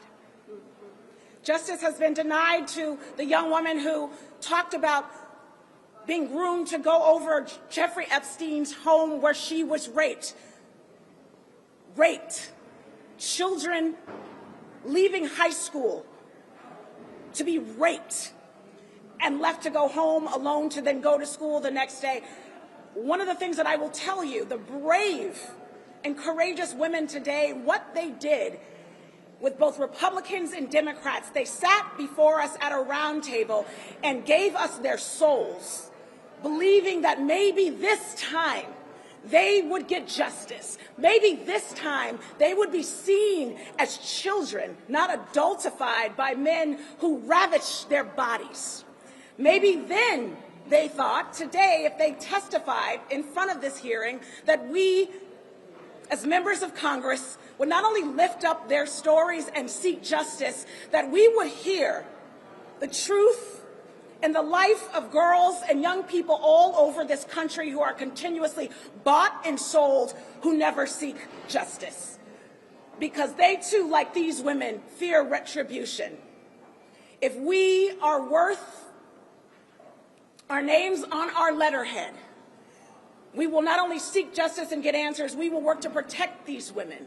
We will work to ensure that every individual, every adult that had anything to do with their trafficking, their rape, that they are held to account. For over 30 years, I have worked with young women who have been moved through the trafficking channels of this country, and we rarely see them getting justice. Today, hopefully, will be a new day. Oversight Dems, we are working extremely hard with our colleagues, and we are so proud of our leadership. Now we have to move on, get answers, provide protection and support for these women so that more folks come forward, and that the United States is looked upon, hopefully, as a country that protects children, that protects young women, that ensures that if you hurt one of our children, you will absolutely be held to the maximum levels of accountability. Thank you all. I would like to actually introduce my colleague, Summer Lee, who you heard before is the ranking member of the subcommittee, Oversight Dems, representing, of course, Oversight Dems in the subcommittee for law enforcement. Ms. Lee. Thank you all so much. About a month ago, we were through the Oversight Committee subcommittee on federal law enforcement. Me and alongside our colleagues on that committee were able to force a vote to pass a motion to subpoena the Department of Justice to release all of the files associated with the Epstein case, of course, unredacted and complete. We know that since then we've seen a small trickle in of papers and files that, of course, revealed very little new, but was again another attempt to obstruct justice, to distract from what we are here to do, and to keep, of course, prolong this out. But what we saw today in listening to these incredibly brave women who were once young girls, who were victimized repeatedly and have been repeatedly victimized since then because of profound levels of injustice, profound levels of failure, systemic failure at every single level. They are here to remind us that the reason why we passed this motion, the reason why we had, even if it was just a little bipartisan support at the time, was because our reason for being here is to make sure that whether it is the government of the United States or princes or elected officials from other countries or wealthy billionaires, that no one should be above the law. That if we are going to be a country of laws, that they must be equal, applied to every single person, but that also we have a responsibility to restore these victims. It was the government itself that failed these women. It's the government itself right now that is keeping them from the justice, from the healing, and from the peace that they need and that they deserve. We are here not to add on to the sensationalism of a case that has received global news and global attention, but to recenter that at the heart of this are human beings. At the heart of this are women, girls, now generations of girls beneath them. Though we were able to hear from a number of women today, we know that there were hundreds of women who were involved in this case. Hundreds of women, many of whom are unnamed, but hundreds of women who were victimized, who were sexually abused and then re-victimized by the obstruction from the government. And behind them are millions of girls who have watched how our country, how society handles cases of sexual abuse. They have watched the rich and the powerful get off. They have watched, even in death, them be protected. And we are here as Oversight Democrats to say that the time to step up, the time to push, to fight, to ensure justice is now, and today is why we are here to renew our calls, not just for an official hearing, as Representative Ayanna Pressley has called for an official hearing on the books within our committee. Though we are thankful for the roundtable that we had today, we affirm our calls for that. We also reaffirm our calls for the Department of Justice to hand over immediately all of the files within its custody, not just to ourselves, but also a reminder that, as we learned today, some of the victims themselves have not been able to access their own files. So we want to remind the press, we want to remind our country and the population that these women are still seeking justice for themselves, that they're still seeking healing for themselves, and to the extent that we are able to continue to keep our eyes on what the ultimate prize is, that we will do that, that we will continue to pursue justice in a way that does no more harm to these women and does no more harm to any of the victims, not just of Epstein, but of sexual assault across our country. Thank you. With that, actually, I'll be handing it off to our colleague from Texas, Representative Jasmine Crockett. Thank you so much. And first of all, let me just say that we are standing before you. We're having this conversation because of the Oversight Democratic leadership. And so I want to reiterate that it's the Democratic leadership on oversight that has truly been able to move this forward. I'm sure many of you don't recall, but we were sent home early to try to avoid being able to take a vote on something like getting these files. We are about doing real transparency. We don't care who's in the files. We are going after you. So if I had to sum up what happened today, we heard the stories of victims, and honestly, we heard the story of at least one person that has never come forward before today. This was the very first time that she was telling anyone in a semi-public way her story. And if I had to summarize the theme, I would say that their theme was to do something. It is probably the theme of the American people in general right now when it comes to government, is that they want us to do something. So yes, we have the roundtable, but they actually want to see some action. The fact that this started off in the 90s, and we had someone who could talk about what happened to them in the 90s, but then you go down the line and you've got somebody that's telling us their story from 2008.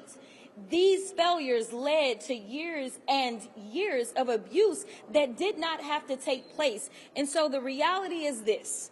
Some think that this is all over, and some think that nothing else is going on. But if there was ever a RICO case, it would have been the Epstein case. So how we went from something that should have been RICO because of how sophisticated of a system this was, and this wasn't just one little sick old man that was doing stuff, but there were so many layers, whether we're talking about the banks that were involved, whether we're talking about those that worked for him, that helped him, whether we're talking about the monster known as Maxwell, and that's exactly how y'all need to refer to her. She is a monster. She is not a victim. So let me tell you, I want some action items to come out of this, because for once we somewhat look like we're bipartisan in the Oversight Committee. Number one, we need answers. We need answers on why it is that Maxwell was transferred from her current station or her former station in Florida down to Texas.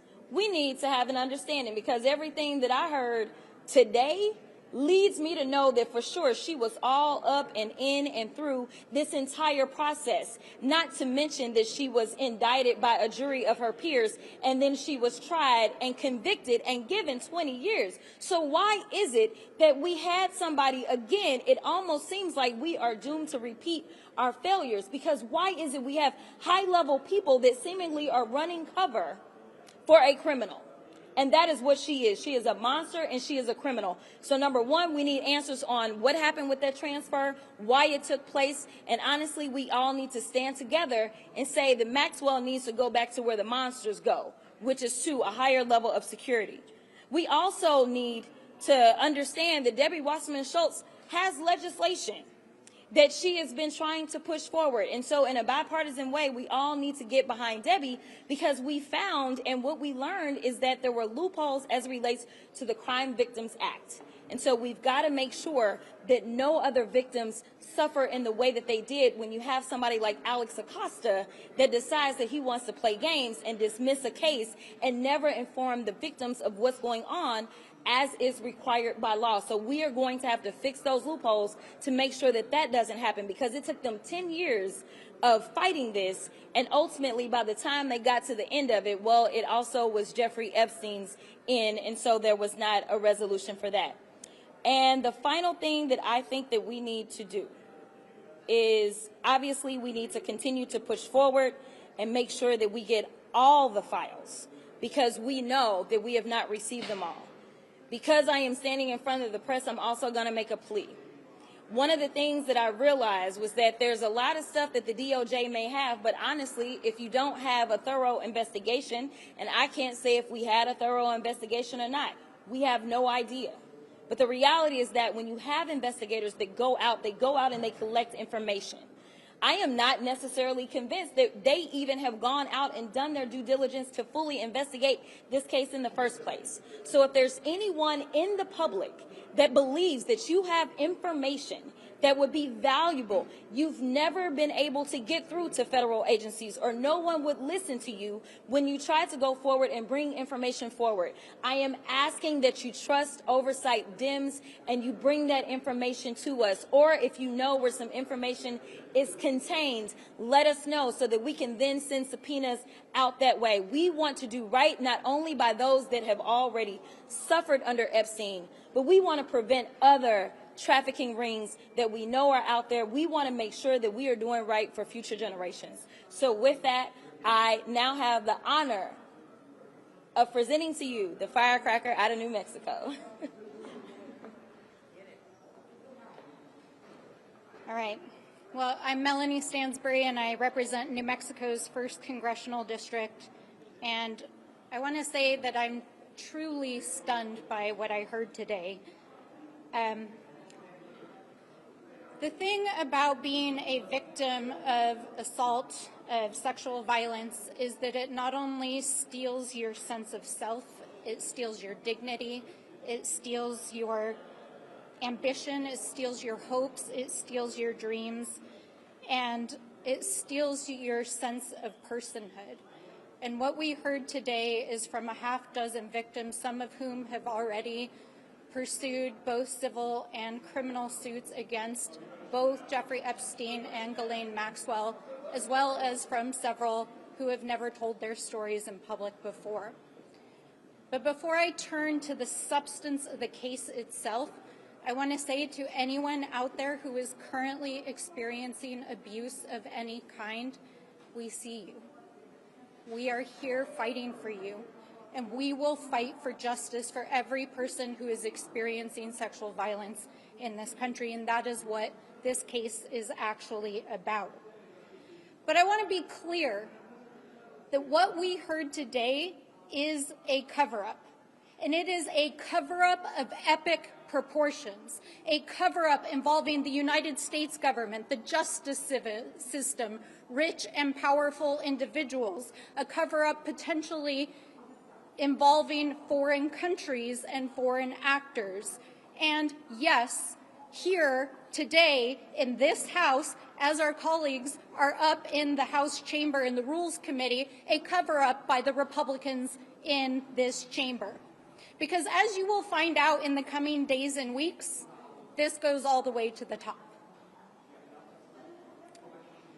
So let's be clear about that. There has been a systemic failure of the justice system for decades. A systemic failure to hold people who are powerful and have money to account, and that has allowed not just hundreds but potentially thousands of women, not only in the United States but around the world, to be bought, sold, and trafficked for sex, not only by Jeffrey Epstein but by his associates and his rich and powerful friends.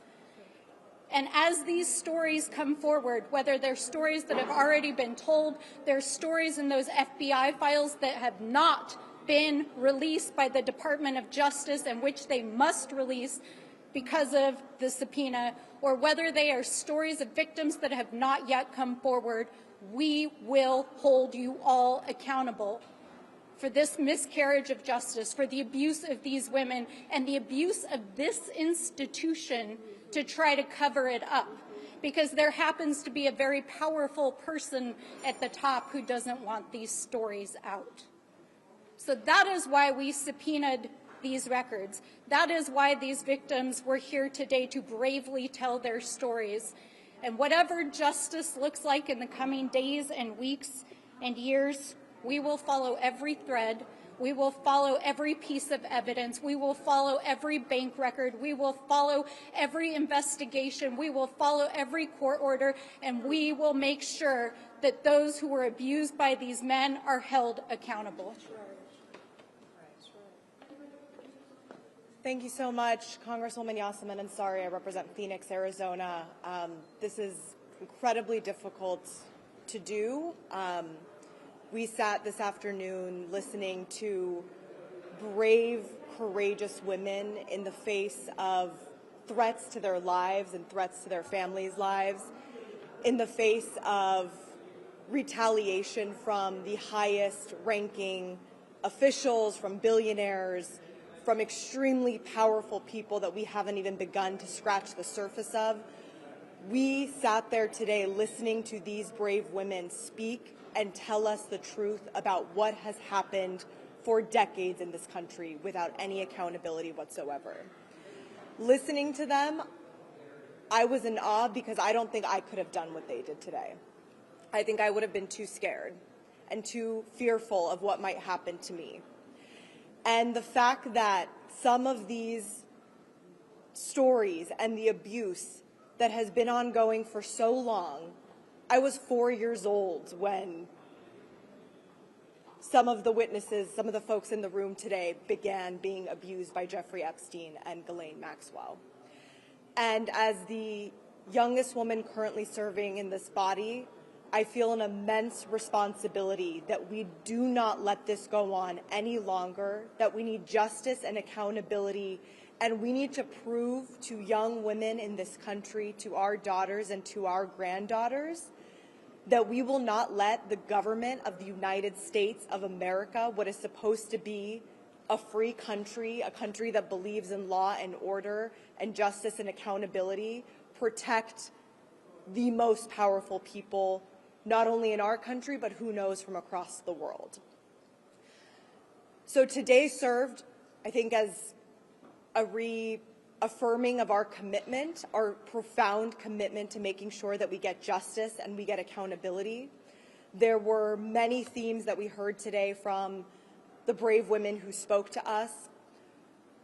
First and foremost, it is an absolute atrocity that the Trump administration allowed and sent over the president's former defense attorney to speak with a monster and to then publicize that interview and provide this monster with a platform to perpetuate her lies. The Trump administration needs to be held accountable for that. We need to demand that Ghislaine Maxwell never get a pardon from the United States government and actually serve out the time that she was given and that she deserves for the crimes that she committed. House Oversight Democrats, and I'm so grateful to our leadership. We are incredibly lucky to have the leadership of Representative Garcia and, of course, Congresswoman Lee, who initiated the subpoena. But this is just the beginning. I think today made very clear that even those of us here who've been working on this and fighting for this, there is so much to this story that nobody knows. There are decades worth of stories and information and a cover-up of this capacity to have allowed for the abuse of over 1,000 women over the course of decades, and then stories that demonstrate that Epstein and others were able to perpetuate the abuse beyond, even after the public knew. We know there's a lot more to this. And I think that this is the most corrupt administration in American history, and this story shows it more than anything. So we will keep fighting in honor of the survivors who are brave enough to put themselves out there for truth and justice, and we will not back down until there is full accountability and prevention from this ever happening again. And with that, I will hand it over to my colleague, Congressman Lynch. Thank you so much. Thank you. Thank you, Yasmin. Today we had the opportunity to hear from 6 courageous women who were all victims of Jeffrey Epstein and Ghislaine Maxwell. Even though there are only 6 of them in the room today, they spoke on behalf of over 1,000 other victims of Jeffrey Epstein and Ghislaine Maxwell. And you could see that they were crushed in a way at the news that Ghislaine Maxwell had received favorable treatment from President Trump and his personal attorney, being relocated to a less secure facility. But we cautioned them. We cautioned the witnesses today to tell them that even though there was bipartisan support in that room for them, it was far from unanimous. And there are people at the very highest levels of this government today that are not happy that on the first day of our return, Congress is taking up this issue and defending the women, all the women who were victims of Jeffrey Epstein and Ghislaine Maxwell. And it's only through the leadership of Ms. Summer and Mr. Garcia in spearheading this effort and making sure that this issue is treated fully and fairly on behalf of the victims that we're here today. But today, the work really begins. Thank you. And I want to introduce my friend, the gentleman from Virginia, Mr. Subramanian. Thank you. I want to thank my colleagues, and most of all, I want to thank the brave women who came today to speak up, as well as their lawyers, many of whom are working for free for many years now. The one thing that holds them back sometimes is how much they've been disappointed over the years by our government and by people at the top and the people in charge of protecting them and serving them justice. And the reality is the system has failed them over and over again. And so our commitment is that we will not fail them, that we will not let this go, that we will continue to ask the right questions. We will continue to pursue justice and pursue transparency because those women, those brave women, deserve it.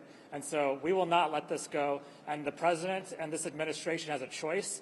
They can either join the many people who covered up this person's crimes, or they can join the people who are going to seek justice and seek what the victims want, which is real justice. And so we are going to continue to pursue this, and we will not stop. Thank you. I'm going to hand it over to Mr. Min, California. Thank you all. It was a sobering few hours just now, and I want to thank the survivors who came forward, sharing their stories at great cost, great personal sacrifice.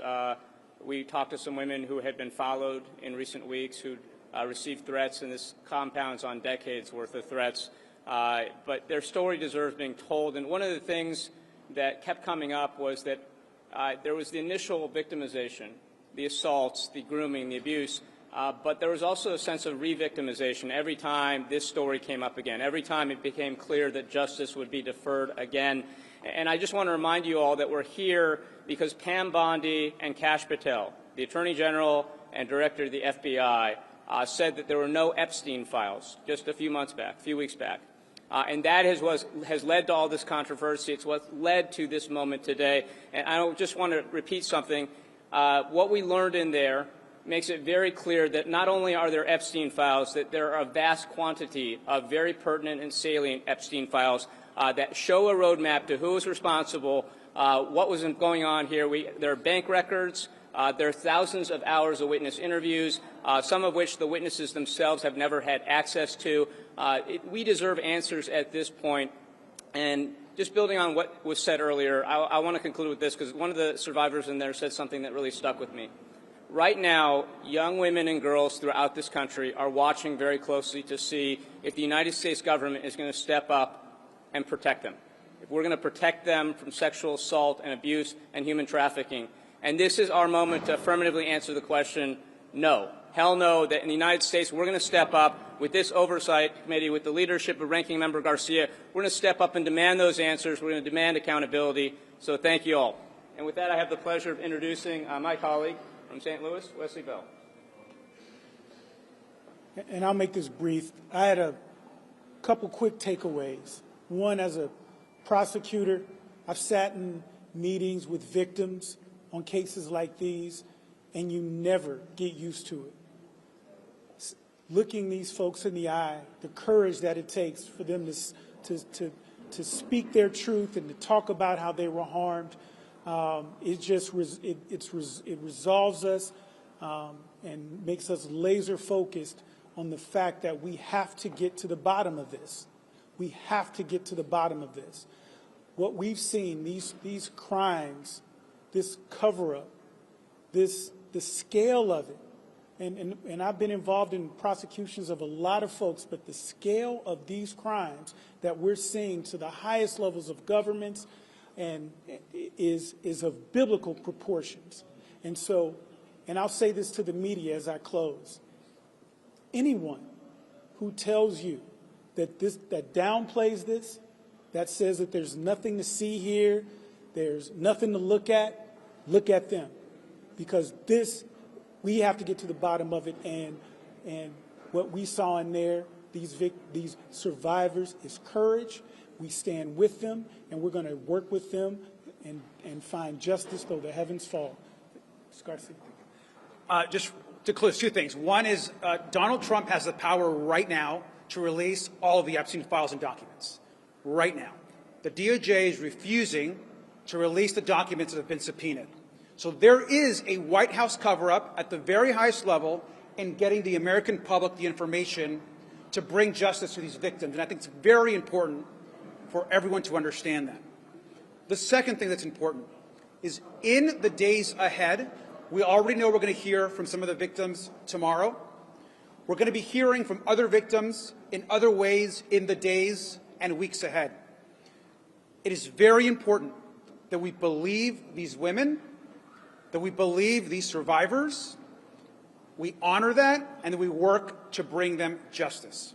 And that is going to be very important in the days ahead. If there's time for one or two questions, and then we've got the Rules Committee. I just wanted to add yes, that please. Today's roundtable, again, it was necessary, it was long overdue, and it was very powerful. And it is why I continue to call for a congressional hearing, because their stories need to be a part of a congressional record, and the entire public needs to understand just how systemic and how far and wide and how deep this institutional betrayal goes. So that congressional hearing still needs to happen, and this discharge petition still needs to go to the floor. So this roundtable, Oversight Dems, the subpoena, forcing the vote for the subpoena to the DOJ, important step. Today's roundtable, important step. A congressional hearing centering the voices of Epstein survivors is essential. We cannot hold powerful abusers to account without centering those survivors and doing it on the congressional record to give that transparency to the public as well. And then finally, this discharge petition does need to come to a floor so we can get all of the files. One of the things that was said over and over again today is that the investigation is not complete. The investigation is not even done. So we need all of this. Is there a question or two? Yeah, how confident are you that the discharge petition will get enough people signing on to make it to the floor? And if it doesn't, what can you do? Well, there's been enough Republicans that have said that they're going to sign it. It's on the ball's in their court. If Republicans really are going to be focused on transparency and openness, they're going to need to sign that petition. And it's an important part. So we're calling on Speaker Johnson, who was here hearing these victims, to encourage his members to sign that petition. Speaker Johnson said earlier that he thinks that this discharge petition is moot because of the work that the Oversight Committee is doing. Obviously, the subpoenas went out in large part because of your efforts. I'm curious what your response is to that, given that the DOJ has told Chairman Comey that they're going to... Speaker Johnson tried to end the last session. In fact, he ended it early to avoid any more discussion about the Epstein files. It's thanks to the work of our subcommittee, Congresswoman Lee and her leadership, that actually forced that release. And now, every step of the way, as far as what Republicans have disclosed, we have forced them or pushed them to do. We've been asking for Alex Acosta to be subpoenaed. They refused. It wasn't until we began talking to other Republicans, Congresswoman Luna and others, that said they would vote with us to get that information. Now Alex Acosta is being subpoenaed. We demanded, Congresswoman Ayanna Pressley has been demanding to hear from the victims from day one, the survivors. They haven't taken any action until enough pressure has been put, and you see what's happening today. So we continue to bring the pressure. We're not going to stop until we get justice for all of the survivors and the victims in this case. And every step of the way, we're going to force every single vote We're going to bring it up every single subcommittee until we get justice for every single victim. That petition doesn't protect victims. I'm going to comment on that? Yeah, I'm going to go let other folks. I'm going to head to Rules Committee, so if you want to take over. I just want to add one more note, that it's noteworthy that in the room with 6 victims of sexual violence by Jeffrey Epstein, it was suggested by Democrats that this be investigated using the full force of every committee here in Congress. And the Speaker ended by saying he didn't think that was necessary. He'd like to just keep it in the Oversight Committee. I would like to point out to you all, this is the same Oversight Committee that tried to impeach Biden, the same Oversight Committee that's been shielding Donald Trump, and it's the same Oversight Committee that we know is working collaboratively with leadership in the White House to shield them from accountability. So I think you can draw your own conclusions about those comments, but that is where the Speaker actually chose to end this conversation. I'm just going to conversation with you all or conversation with It was in the room with the victims, even with the victims in the room. No, I was just going to add about that alleged mootness. After hearing their stories and talking about the fact that they have been trying to go to all levels of government since the 90s, what we should do is make sure that we do everything that we can to make sure that we finally get some semblance of justice for them. So if that means that there's an extra vote that doesn't really take us very much time, even if he believes that it's moot, it's worth it so that those victims feel like we are actually serious. We need to pull every single lever that we have. And right now, I could hear and see within them, they kept saying, we're believing and we're trusting you, right? They were saying the words, but I can tell you that their body language was not giving off trust. Their body language, in fact, one of them said something to the effect of, either you all are all very serious and honest about this, or you're very good actors. We're going to find out who's real, and we're going to find out who the real actors are. And so that is why anyone who believes that this matters, they should sign the discharge, and they being the Republicans, should go to their leadership and demand a vote be had on the floor. Well, the argument, to follow up on the question that you asked, was that one of the arguments that's being made both by the Speaker and by Republicans before you all left for recess was that there's not enough language in the discharge petition that would protect the victims. It would handle some of the redactions that I know you all are doing in oversight. Can I just say to you, to your question, you're asking us, you're asking the Oversight Dems, where our leadership pushed a vote to crack this thing open, you're asking us to do the right thing. We're here. We're the ones who stepped to those survivors after and thanked them and asked them if they were safe tonight. We are going to do, behind you are folks who we probably have close to 80 years of working with victims of sex trafficking, of ensuring that girls and young women have a space in the justice system to tell their stories. The Oversight Dems, we're here. We're here. When you don't have the House and you don't have the Senate, we're pushing and using every tool that we have. And why this is important, it is about Epstein, it's about these survivors, but moreover, it is about an administration that refuses to tell the truth, that refuses to protect young girls. It is about an administration that wants you to look away. Well, we heard girls today who are in their 30s who talked about being raped when they were 14. We heard a young girl talk about being told that she would be able to pay for her mother's cancer treatment if she just cooperated. And we're talking about folks in this building and at the highest levels of government potentially being implicated. You ask the Republicans the same question. You ask them what they're going to do to step up and protect young women all over this country who were trafficked from state to state, to be raped and their bodies literally ravaged. That's a quote. Young women in there who are talking about they need to step forward because they too have little girls. They too want to make sure that their girls can look up to them. They want nothing but to be heard. They want nothing but to literally be listened to, because the epic proportion of folks in this administration turning their heads, sending folks home early, sweeping it under the rug. It is the Oversight Dems who are saying, do what you will, but tell the truth on behalf of the souls of these young women and the millions in this country. If these women who have the international attention right now are begging for justice, can you imagine the little girl downtown in any American city by herself being trafficked? That's why this is important. If you have people at the highest levels of government potentially implicated in the rape and the trafficking of these young women, we would do the right thing. You ask the Republicans what they're going to do, because we're here. We good. We're saying we got you. We want to protect you, whether it's your county courthouse or literally in the Oversight Committee, in the Supreme, wherever it takes. You deserve justice, and that's every girl. And I would ask my Republican colleagues to prove that they will break their legacy of treating trauma with more trauma and shielding predators, from Jim Jordan to Matt Gaetz to Donald Trump and now to Jeffrey Epstein. They've got a hell of a track record. They might want to try to break that up. In the words of Edmund Burke, the only thing necessary for evil to triumph is for good men and women to do nothing. Are we going to step up and be good men and women so that evil does not triumph? And I'm going to close on the final thing, which is the most important. For people that would wonder, how high are the stakes here? This is a matter of life and death. Because Virginia Jeffrey took her life after decades of failure, and there are victims that can no longer come forward because they're in a fetal position, so broken by the weight of what they've been carrying, shame that they've been carrying when it is not their shame to carry. So Virginia Jeffrey took her life because of the institutional, consecutive failures and betrayals of our government. So this is a matter of life and death. But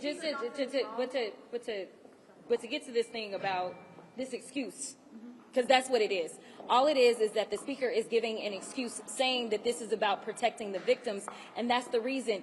I'm sorry, but we have tools. Now, granted, I'm not sitting in rules right now, but we have things known as amendments. You can fix anything that is broken. So if you feel as if the problem is that the legislation isn't perfect, and Lord knows we are good about pushing out imperfect legislation in this body, we do have tools that can fix it. This is nothing more than an excuse for him not to push forward and try to say that it's on behalf of the victims. But if the speaker knows his job, then he knows how to fix legislation that has problems.